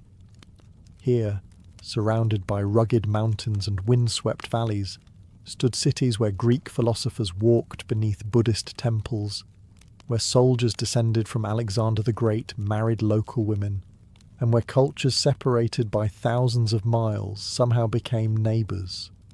Welcome to Bactria. Located across parts of modern Afghanistan, Tajikistan, and northern Uzbekistan, Bactria was known to ancient writers as the land of 1,000 cities. Whether there were actually 1,000 is another matter. Ancient historians occasionally treated numbers the way fishermen treat the size of their biggest catch. Still, there is little doubt that Bactria was one of the richest regions along the Silk Road. Its wealth came from geography. Snow melt from the Hindu Kush mountains fed fertile valleys where wheat, grapes, and fruit orchards flourished. Rivers carried water across land that otherwise would have surrendered to the surrounding deserts. Caravans travelling between Persia, India, Central Asia, and China naturally converged here, turning Bactrian cities into prosperous trading hubs. Then, in the 4th century before Christ, everything changed. Alexander the Great marched into Bactria during his campaign against the Persian Empire. Conquering the region proved far more difficult than defeating Persia itself. Local tribes fought fiercely, disappearing into mountains before striking again. What Alexander expected to be a quick victory became one of his longest and most frustrating campaigns. Eventually, he prevailed. But instead of simply occupying the region, he encouraged thousands of Greek settlers to remain. Veterans built new towns, introduced Greek architecture, theatres, gymnasiums, and marketplaces, while local traditions continued to thrive alongside them. It was less a replacement of cultures than an unexpected partnership. For nearly 2 centuries after Alexander's death, his successors ruled the Greco-Bactrian kingdom. Imagine strolling through one of its cities. A marble statue of Hercules stands beside a marketplace selling Indian spices. A philosopher debates Aristotle beneath a colonnade, while nearby craftsmen carve Buddhist symbols into stone. Coins bear Greek inscriptions on one side and local imagery on the other. Children grow up speaking multiple languages without thinking twice about it. Few places in the ancient world blended civilization so completely. Perhaps the greatest example of this cultural fusion appeared in art. Greek sculptors introduced realistic human forms and flowing robes, techniques that local artists soon adopted when depicting the Buddha. Before this period, Buddhist traditions rarely portrayed him in human form. In Bactria and neighbouring Gandhara, however, the Buddha suddenly acquired distinctly Greek features, wavy hair, calm expressions, elegant drapery, and idealized proportions worthy of a classical statue. It remains one of history's most extraordinary artistic collaborations, yet Bactria's prosperity could not last forever. Nomadic tribes pressed southward. Internal conflicts weakened the kingdom. New empires rose on every frontier. Gradually, the Greek rulers disappeared, absorbed into the ever-changing political landscape of Central Asia. By the 1st century before Christ, the Greco-Bactrian kingdom had vanished. Its cities slowly crumbled beneath centuries of dust, earthquakes, and conquest. Yet beneath those ruins, archaeologists continue to uncover reminders of an astonishing civilization where East and West did far more than trade goods. They learned how to become something entirely new together. As the Greek kingdoms of Bactria slowly disappeared into history, another civilization rose from the same crossroads. It did not simply inherit the Silk Road, it mastered it. The Kushan Empire is one of history's greatest forgotten superpowers. Ask someone to name the ancient world's great empires, and they will probably mention Rome, Han China, perhaps Persia. Very few will think of the Kushans, despite the fact that for nearly 2 centuries they controlled one of the most valuable stretches of the Silk Road, connecting civilizations from the Mediterranean to the Pacific. Their story began with migration.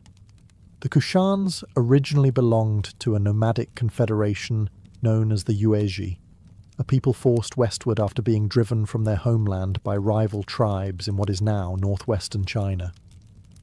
Like many displaced peoples throughout history, they faced a choice: disappear or adapt. They chose something far more ambitious. After settling in Bactria, the Kushans gradually united several competing clans and built an empire stretching across modern Afghanistan, Pakistan, northern India, and parts of Central Asia. They occupied perhaps the most strategic position imaginable. Every major caravan moving between east and west eventually passed through their territory. Unlike conquerors obsessed with expansion alone, the Kushans understood that prosperity often flowed from stability. Merchants cared less about who ruled than whether the roads remained safe, so the Kushans invested heavily in protecting trade routes. Garrisons guarded mountain passes. Caravan cities flourished behind sturdy walls. Markets expanded, attracting traders from Persia, India, China, and even distant Rome. A merchant arriving in a Kushan city might hear half a dozen languages before finishing breakfast, assuming breakfast had survived the previous week's camel ride. The empire reached its height under Emperor Kanishka. Although historians still debate the exact dates of his reign, they agree that he transformed the Kushans into one of Asia's dominant powers. Kanishka encouraged trade, supported artists and scholars, and became one of Buddhism's greatest royal patrons. This changed far more than his own empire. Buddhist monks had travelled before, but under Kushan protection, they could move safely along the Silk Road, carrying sacred texts, sculptures, and new ideas into Central Asia and eventually China. Without the Kushans, Buddhism might never have spread across East Asia with the same speed or influence. Religion itself reflected the empire's extraordinary diversity. Kushan coins are almost like tiny museums. One might depict a Greek god, another a Persian deity, another the Buddha, and yet another an Indian god. Rather than replacing one belief system with another, the Kushans seemed remarkably comfortable borrowing from all of them. Their empire was less a melting pot than an enormous marketplace of cultures, where different traditions stood side by side without feeling the need to erase one another. The cities reflected that same spirit. Temples, monasteries, workshops, and caravanserais lined busy streets filled with merchants negotiating over silk, ivory, gemstones, spices, fine horses and glassware. Travellers from opposite ends of Eurasia often met here for the first time, exchanging not only goods, but recipes, technologies, fashions, and stories that would continue travelling long after their owners had moved on. Yet even great crossroads can become forgotten. As new powers emerged, trade routes shifted and political pressures mounted. The Kushan Empire gradually fragmented, absorbed by neighbouring kingdoms and invading forces. Its cities survived, but its name slowly faded from popular memory. Even so, every caravan that safely crossed Asia owed something to this overlooked empire, whose greatest achievement was proving that commerce could unite worlds that conquest never truly could. Leaving the fertile valleys of the Kushan Empire, the Silk Road entered one of its most unforgiving stretches. Ahead lay the Taklamakan Desert, a sea of shifting sand so vast and so deadly that ancient travellers coined a chilling warning about it. "You may enter," they said, "but you will never come out." Whether anyone actually spoke those exact words is impossible to know, but after seeing the landscape, you would probably avoid testing the theory. The Taklamakan is one of the largest deserts on Earth. Towering dunes stretch toward the horizon, while summer temperatures can climb above 50 degrees Celsius. Water is scarce, vegetation almost non-existent, and sandstorms can erase entire caravan tracks within minutes. For merchants carrying fortunes in silk and spices, crossing it without careful planning was less an adventure than a carefully organized gamble with death. Fortunately, nature had left behind a series of miracles. Along the southern edge of the desert, rivers flowing from the Kunlun Mountains created scattered green oases. Around these precious pockets of water, towns flourished. Among them, none became more important than the kingdom of Khotan. Without Khotan, many caravans simply would not have survived. The kingdom occupied a strategic position where exhausted merchants could rest, repair equipment, replace sick animals, and refill their water supplies before continuing east or west. Every arriving caravan brought not only goods, but also news from distant lands. A traveller leaving Rome might hear the latest events from India long before reaching China. In Khotan, the world seemed strangely small. Unlike many Silk Road kingdoms, Khotan possessed valuable resources of its own. Its rivers carried beautiful jade, a stone treasured in China for thousands of years. Long before silk became the region's most famous commodity, Chinese emperors eagerly sought Khotan's jade for ceremonial objects, jewellery, and imperial rituals. Some pieces travelled hundreds of miles before reaching the imperial court, where they were considered priceless. Then came one of history's greatest industrial secrets. For centuries, China maintained an absolute monopoly on silk production. The methods of raising silkworms and weaving silk were guarded with extraordinary care. Exporting silkworm eggs was punishable by death. Foreign merchants could purchase finished silk, but were never allowed to learn how it was made. At least, that was the plan. According to one enduring legend, a Chinese princess was arranged to marry the king of Khotan. Knowing she would never again see her homeland, she refused to leave behind one luxury she cherished above all else: silk. Hidden inside her elaborate hairstyle, or in some versions, beneath an ornate headdress, she secretly carried silkworm eggs and mulberry seeds across the border. If the story is true, it changed economic history. Khotan soon developed its own silk industry, becoming one of the first places outside China capable of producing the precious fabric.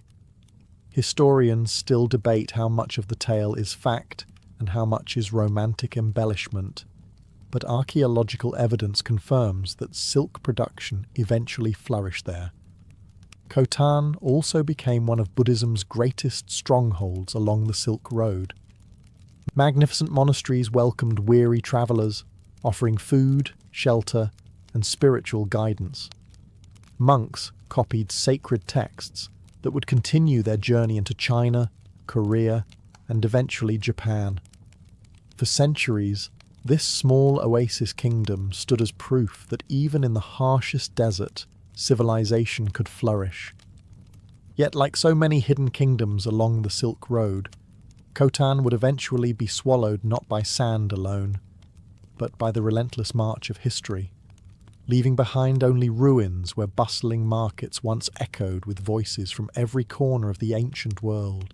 Beyond the kingdom of Khotan, the Silk Road slowly curved toward one of its most extraordinary destinations.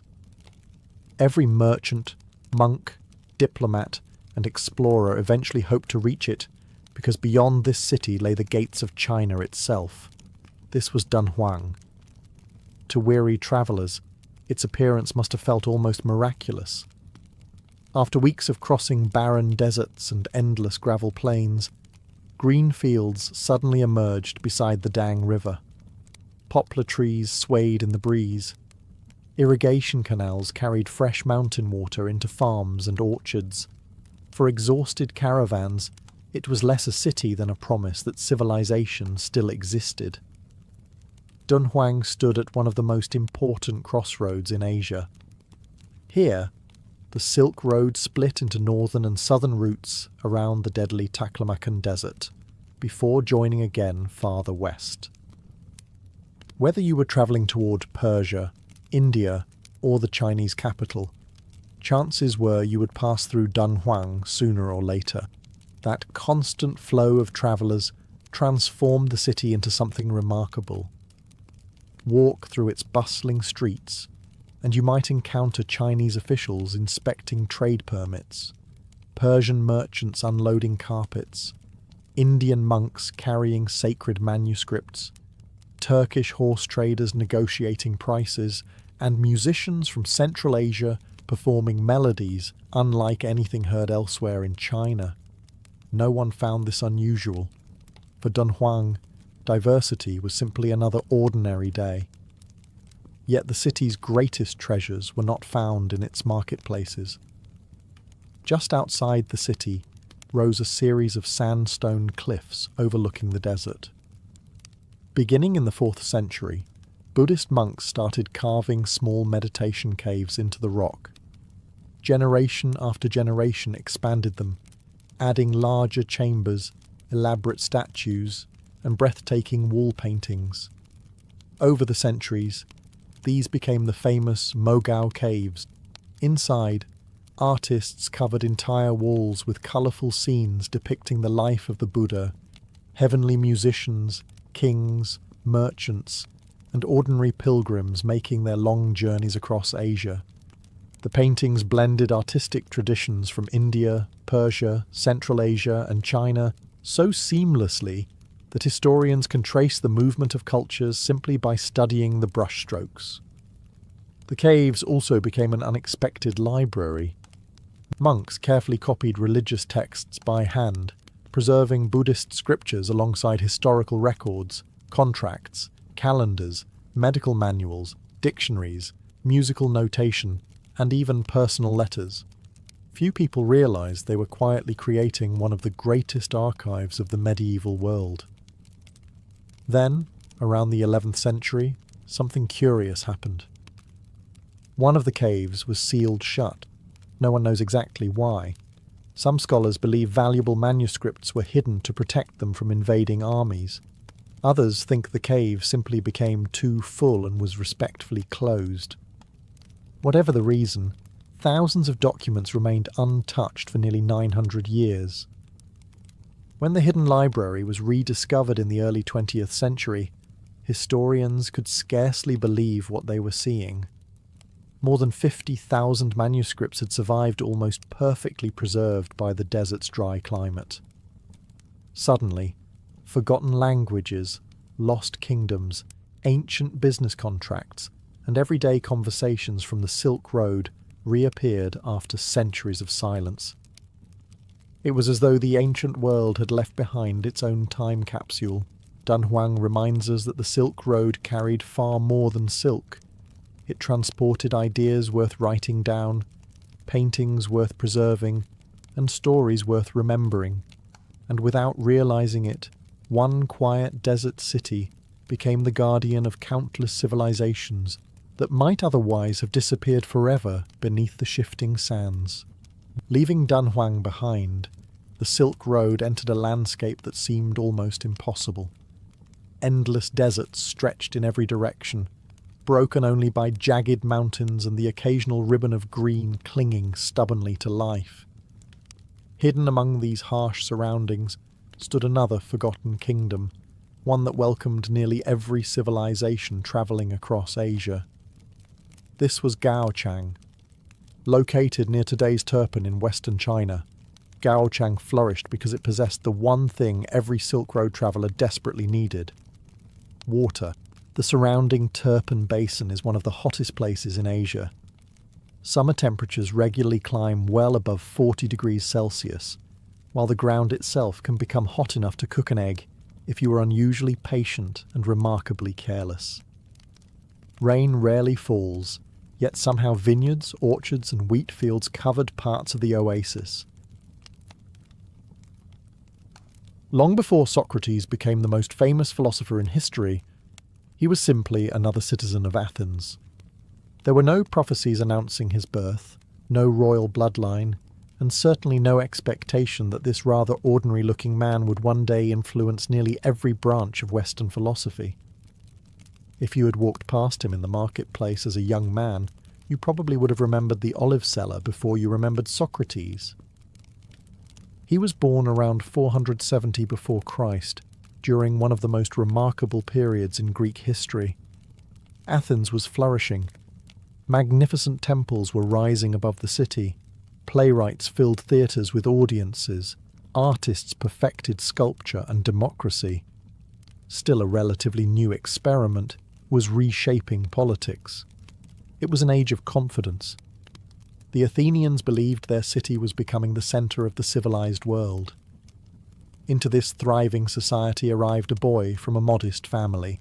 His father, Sophroniscus, worked as a stonemason or sculptor, shaping marble into useful objects, and perhaps helping construct some of the buildings that made Athens famous. His mother, Phaenarete, worked as a midwife, assisting women through childbirth. It was humble, respectable work, and Socrates would later joke that he had inherited something from both parents. His father shaped stone, while his mother helped bring people into the world. Socrates claimed he did something similar, except instead of delivering babies, he helped people give birth to ideas. Not everyone appreciated the comparison. As a child, Socrates likely received the standard education expected of an Athenian boy. He learned reading, writing, music, poetry, physical training, and the stories of Homer that every educated Greek knew by heart. Wealthier families hired famous teachers, but Socrates' upbringing appears to have been relatively ordinary. There is little evidence that anyone viewed him as a prodigy. In fact, later descriptions suggest he looked rather unusual. He was said to have a broad nose, bulging eyes, thick lips, and a stocky build. Compared with the idealized beauty celebrated in Greek sculpture, Socrates was almost the opposite. Some contemporaries even compared him to a satyr, one of the mischievous woodland creatures from Greek mythology, known for their flat noses and somewhat untidy appearance. It was not exactly the compliment most people hoped to receive. Fortunately for Socrates, he seemed completely unconcerned. Unlike many Athenians who cared deeply about appearance and reputation, he rarely dressed elegantly. He often walked barefoot, wore the same simple cloak year-round, and showed little interest in luxury. Friends later remarked that he could endure cold winters, long marches, and uncomfortable conditions with astonishing ease. While others complained about the weather, Socrates simply continued thinking. Before philosophy completely consumed his life, however, He fulfilled another important duty expected of every Athenian citizen. He became a soldier. Athens depended on ordinary citizens to defend the city, and Socrates served as a hoplite, a heavily armed infantryman carrying a large shield, spear, and bronze armour. Campaigning was exhausting, dangerous work requiring discipline and courage. Fellow soldiers later recalled his remarkable endurance during long marches and his calmness in battle. Whatever opinions people eventually formed about his philosophy, few questioned his bravery. Yet it was not his military service that would make him unforgettable. Somewhere amid the crowded streets, noisy workshops, and bustling marketplaces of Athens, Socrates developed a habit that seemed harmless at first. He started asking questions. Simple questions. Ordinary questions. Questions that most people answered with complete confidence. Then, little by little, he would reveal that they did not actually know the answers at all. Athens had produced great generals, gifted artists, and brilliant politicians. It had never encountered anyone quite like Socrates, and before long, the city that celebrated wisdom would discover how uncomfortable genuine questioning could become. As Socrates grew older, something unusual became increasingly obvious. Unlike nearly every famous philosopher you can name today, he never wrote a single book. Not one. No carefully organized treatise. No collection of essays. Not even a modest scroll titled Thoughts I Had While Walking Around Athens. If Socrates ever kept personal notes, history has lost them completely. Everything we know about him survives because other people, most famously his student Plato, thought his conversations were too important to disappear. That decision would change the course of philosophy forever. In Athens, many intellectuals earned comfortable livings by teaching rhetoric. These professional educators, known as sophists, travelled from city to city offering lessons in public speaking, politics, and persuasion for a fee, of course.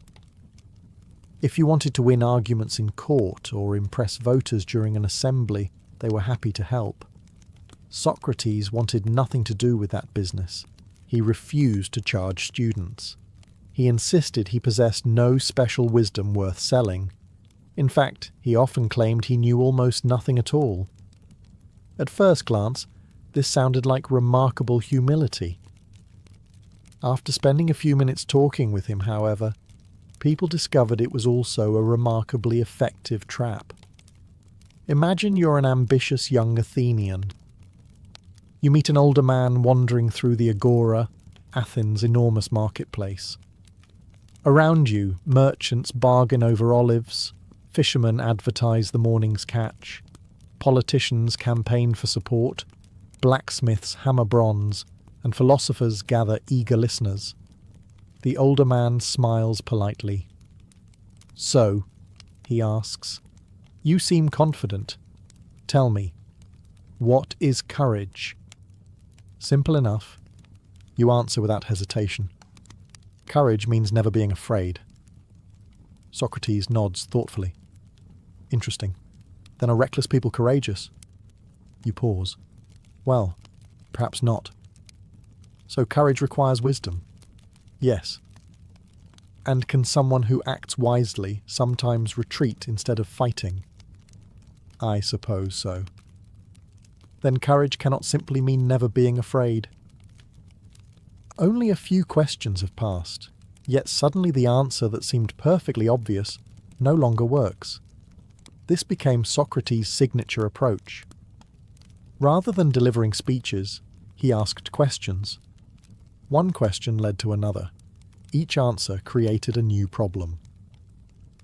By the end of the conversation, people often realized they understood far less than they had believed only minutes earlier. Today, this approach is known as the Socratic method, and more than 2,000 years later, it remains one of the most influential teaching techniques in the world. Law schools, philosophy departments, medical programs, and classrooms still use carefully structured questioning to encourage critical thinking instead of memorization. Socrates was not interested in giving people answers. He wanted them to discover their own. He compared himself to a gadfly, a tiny insect that persistently irritates a large horse. Athens, he argued, was the horse. Comfortable, successful, and perhaps a little too self-satisfied. His job was to keep stinging the city until it woke up and started thinking. As you might imagine, not everyone appreciated being compared to livestock. Some Athenians loved these conversations.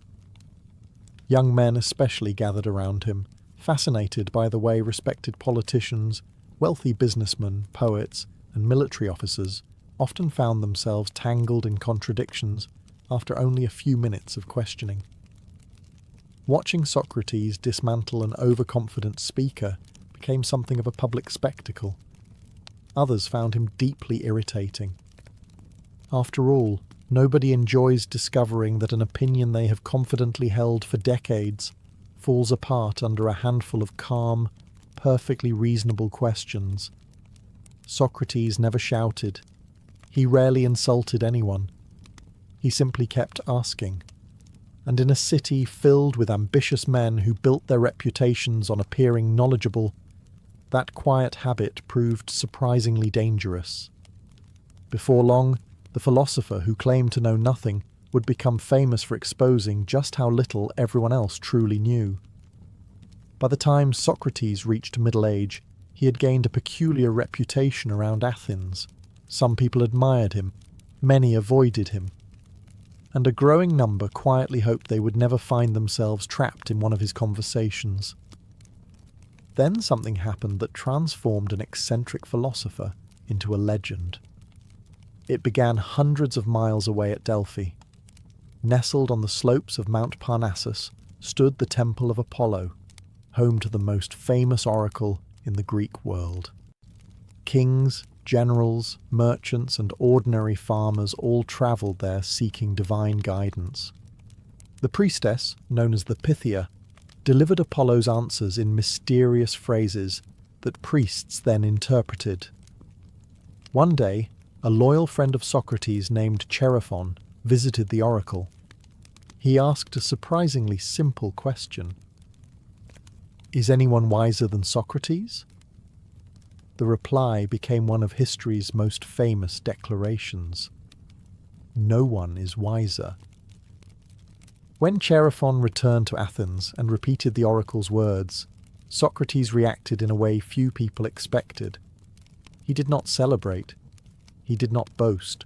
He did not begin introducing himself as officially certified by Apollo. Instead, he was deeply confused.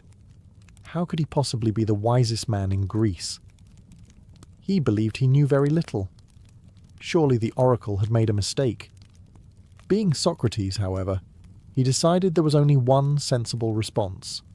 He would investigate. And so began one of the strangest philosophical quests in history. Socrates started visiting people widely considered wise. First came the politicians. These men confidently debated laws, diplomacy, and the future of Athens before enormous crowds. If anyone deserved the title of wisest citizen, surely it was them. The conversations rarely went well. Socrates politely asked them to explain concepts like justice, leadership, or virtue. At first, they answered confidently. But as the questions continued, contradictions slowly emerged. Definitions changed. Exceptions appeared. Certainty disappeared. Eventually, many politicians realized they could no longer defend the very ideas they claimed to understand. Socrates left with an uncomfortable conclusion. These men believed they were wise. They were not. Next came the poets. Surely those capable of composing magnificent verses possessed deep wisdom about life itself. Again, Socrates questioned them. To his surprise, many struggled to explain the meaning behind their own works.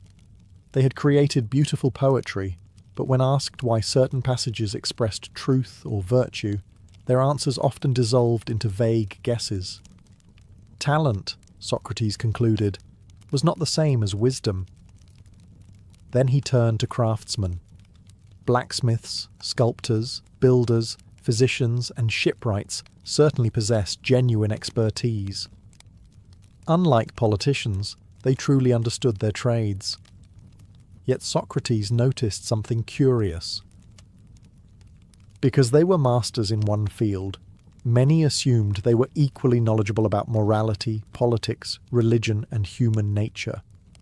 They knew everything about bronze, less so about justice. Piece by piece, the puzzle became clear. The oracle had not meant that Socrates possessed extraordinary knowledge. It meant something far stranger. He was wiser precisely because he recognized the limits of his own understanding. As Socrates famously concluded, "I know that I know nothing." Whether he spoke those exact words remains debated, but they perfectly capture his philosophy. Unfortunately, this revelation came with an unintended consequence.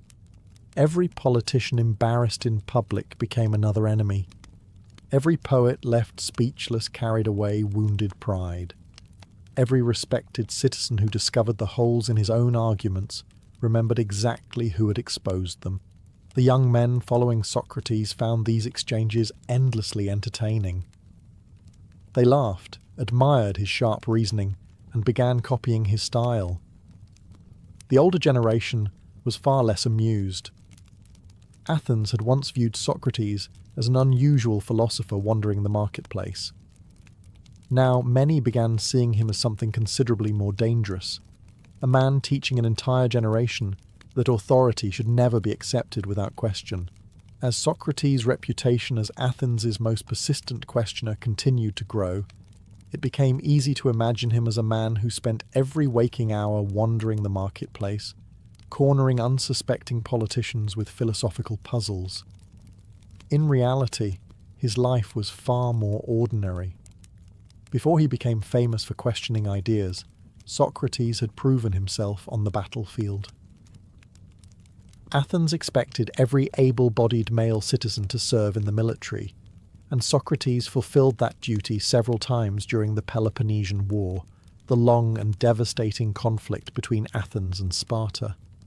This was no brief campaign or ceremonial parade. The war stretched over nearly 3 decades, exhausting the Greek world and slowly draining Athens of both wealth and confidence.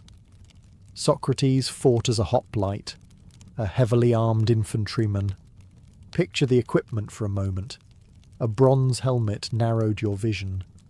A heavy shield weighed nearly as much as a small child. Spears, armour, and weapons added even more weight. Then imagine marching mile after mile beneath the scorching Greek sun before facing an enemy determined to stab you with equal enthusiasm. Philosophy suddenly seems like the easier profession. Ancient accounts describe Socrates as an exceptionally disciplined soldier. Plato and Xenophon both record stories from fellow veterans who admired his endurance.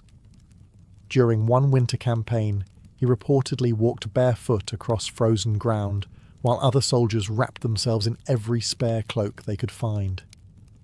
Whether this happened exactly as described is impossible to verify, but multiple sources agree that Socrates tolerated hardship far better than most of his companions. His courage also became legendary. At the Battle of Potidæa, Socrates is said to have saved the life of the young aristocrat Alcibiades after fierce fighting. Later, during another campaign at Delium, witnesses recalled that Socrates retreated calmly and deliberately, while panic spread through much of the Athenian army. Rather than fleeing blindly, he maintained his composure, making himself such a difficult target that pursuing enemies reportedly hesitated to attack. It was the same calmness he later displayed in philosophical debates. Pressure simply did not seem to affect him very much. When he returned home, however, he lived in striking contrast to many successful Athenians. While sophists charged generous fees for teaching, Socrates continued refusing payment. As a result, he remained surprisingly poor throughout his life. He owned little, dressed simply, and seemed almost indifferent to material comfort. Friends occasionally offered financial assistance, but he showed little interest in accumulating wealth. To Socrates, money solved practical problems. It did not improve the soul. His home life became almost as famous as his philosophy. Socrates married Xanthippe, and together they had several sons. Ancient writers often portrayed Xanthippe as sharp-tempered, impatient, and frequently frustrated by her husband's complete lack of financial ambition. One famous story claims that after enduring one of his lengthy conversations, she poured a bucket of water over his head. Socrates supposedly smiled and remarked, "After thunder comes rain." Whether the incident actually occurred is impossible to know. Many historians suspect later writers exaggerated Xanthippe's temper for comic effect, turning her into the stereotypical long-suffering wife of an absent-minded philosopher. In fairness, raising children while your husband spends his days discussing the nature of justice instead of earning a reliable income might test almost anyone's patience. Yet despite his poverty and unconventional lifestyle, Socrates never appeared unhappy. He believed happiness depended not on possessions, reputation, or political success, but on living a life guided by virtue and reason. Unfortunately, Athens was becoming a far less forgiving place. The Peloponnesian War had left the city bruised, divided, and suspicious. Citizens increasingly searched for people to blame for their misfortunes. And among the younger generation, one man seemed to possess an influence that many older Athenians were beginning to find deeply unsettling. By the end of the Peloponnesian War, Athens was no longer the proud, confident city where Socrates had grown up. The empire that had once dominated the Aegean had been defeated by Sparta. Thousands had died. The treasury was nearly empty. Political factions blamed one another for the disaster, while ordinary citizens wondered whether democracy itself had failed. In uncertain times, people often begin searching for simple explanations. Unfortunately for Socrates, he was becoming an increasingly convenient one. His daily conversations attracted dozens of young Athenians, many from the city's wealthiest and most influential families. Sons of generals, politicians, merchants, and aristocrats gathered around him in the agora, listening as he questioned respected public figures with relentless patience. To the young men, it was fascinating. To their parents, it was alarming. Imagine spending years building your reputation as an experienced statesman, only for your teenage son to come home asking whether you actually understood justice, courage, or virtue, because an elderly philosopher had politely dismantled your arguments in front of half the marketplace. Family dinners probably became spirited. Socrates never claimed to possess secret knowledge. Instead, he encouraged his students to question assumptions, challenge authority, and examine every belief before accepting it. Today, that sounds like the foundation of higher education. In ancient Athens, it sometimes looked suspiciously like encouraging rebellion. Adding to the concern was the company Socrates kept. Among his most brilliant students was Plato, who would later preserve his teacher's ideas for future generations. But not every admirer followed such a peaceful path. One of Socrates' closest associates was Alcibiades, perhaps the most talented and controversial politician Athens ever produced. Handsome, wealthy, ambitious, and spectacularly unpredictable, Alcibiades repeatedly switched political loyalties whenever it suited his ambitions. At various points, he served Athens, Sparta, and even Persia. Each betrayal made Socrates look slightly more guilty by association. Even more damaging was Critias. After Athens surrendered to Sparta, a brutal oligarchic government known as the 30 Tyrants briefly seized power. Critias became one of its leading figures, overseeing executions, confiscations of property, and widespread political persecution. His regime ruled through fear before democracy was eventually restored. Although Socrates openly criticized several actions of the 30 tyrants and even refused to obey one of their unjust orders, many Athenians remembered only one uncomfortable fact. Critias had once been his student. To ordinary citizens, the distinction mattered very little. If Socrates teaches young men, some wondered, why do so many troublesome ones seem to emerge from his circle? It was an unfair conclusion, but political fear rarely waits for careful reasoning. Meanwhile, Socrates continued behaving exactly as he always had. He questioned generals, he questioned politicians, he questioned poets, he questioned priests.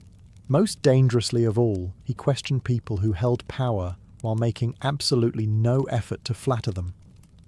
Many philosophers seek influential friends. Socrates seemed remarkably talented at collecting influential enemies instead.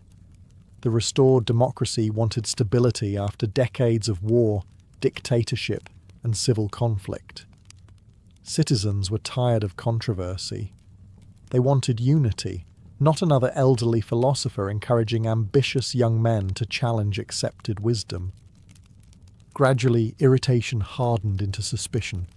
Suspicion became resentment. Resentment became something far more dangerous. Soon, 3 citizens would formally accuse Socrates of crimes against Athens itself. Their charges sounded simple enough, but behind them stood years of wounded pride, political anxiety, and personal humiliation. After a lifetime spent asking uncomfortable questions, Socrates would finally find himself forced to answer some of his own. In the year 399 before Christ, after decades of questioning nearly everyone in Athens, Socrates finally encountered a group of men who had grown tired of answering. They decided it was time for him to answer instead. 3 citizens brought formal charges against the 70-year-old philosopher. Their names were Meletus, a young poet, Anytus, a powerful politician and influential craftsman, and Lycon, an orator representing the interests of public speakers. Together they accused Socrates of 2 serious crimes. First, they claimed he did not believe in the traditional gods of Athens. Second, and perhaps more damaging, they accused him of corrupting the city's youth. At first glance, the charges seemed strange. Socrates often spoke about divine guidance. He openly discussed what he called his daimonion, an inner divine voice that warned him whenever he was about to make a mistake. Far from rejecting religion altogether, he believed deeply that the gods existed. The problem was that his beliefs did not always fit comfortably within traditional expectations. His habit of questioning accepted ideas made many Athenians wonder whether he encouraged others to question religion as well. The accusation of corrupting the youth was even more complicated. Socrates never established a formal school. He never required students to enroll. Young men simply chose to follow him because they enjoyed listening to his conversations. They copied his habit of questioning authority, challenging politicians, and exposing weak arguments. To older citizens, already exhausted by decades of political instability, this looked less like education and more like dangerous influence. Athens was still recovering from disaster. The Peloponnesian War had shattered the city's confidence. The brief but brutal rule of the 30 tyrants remained a painful memory. Democracy had only recently been restored, and many citizens feared that another generation of ambitious young men might once again throw the city into chaos. Socrates became an easy symbol of that anxiety. The trial took place before a jury unlike anything seen in modern courts. There was no single judge wearing elaborate robes. Instead, approximately 500 Athenian citizens served as jurors. After hearing both sides, they alone would determine guilt and punishment. When it came time for Socrates to defend himself, many expected an emotional speech. Perhaps he would beg for mercy. Perhaps he would apologize. Perhaps he would promise to stop teaching. He did none of those things.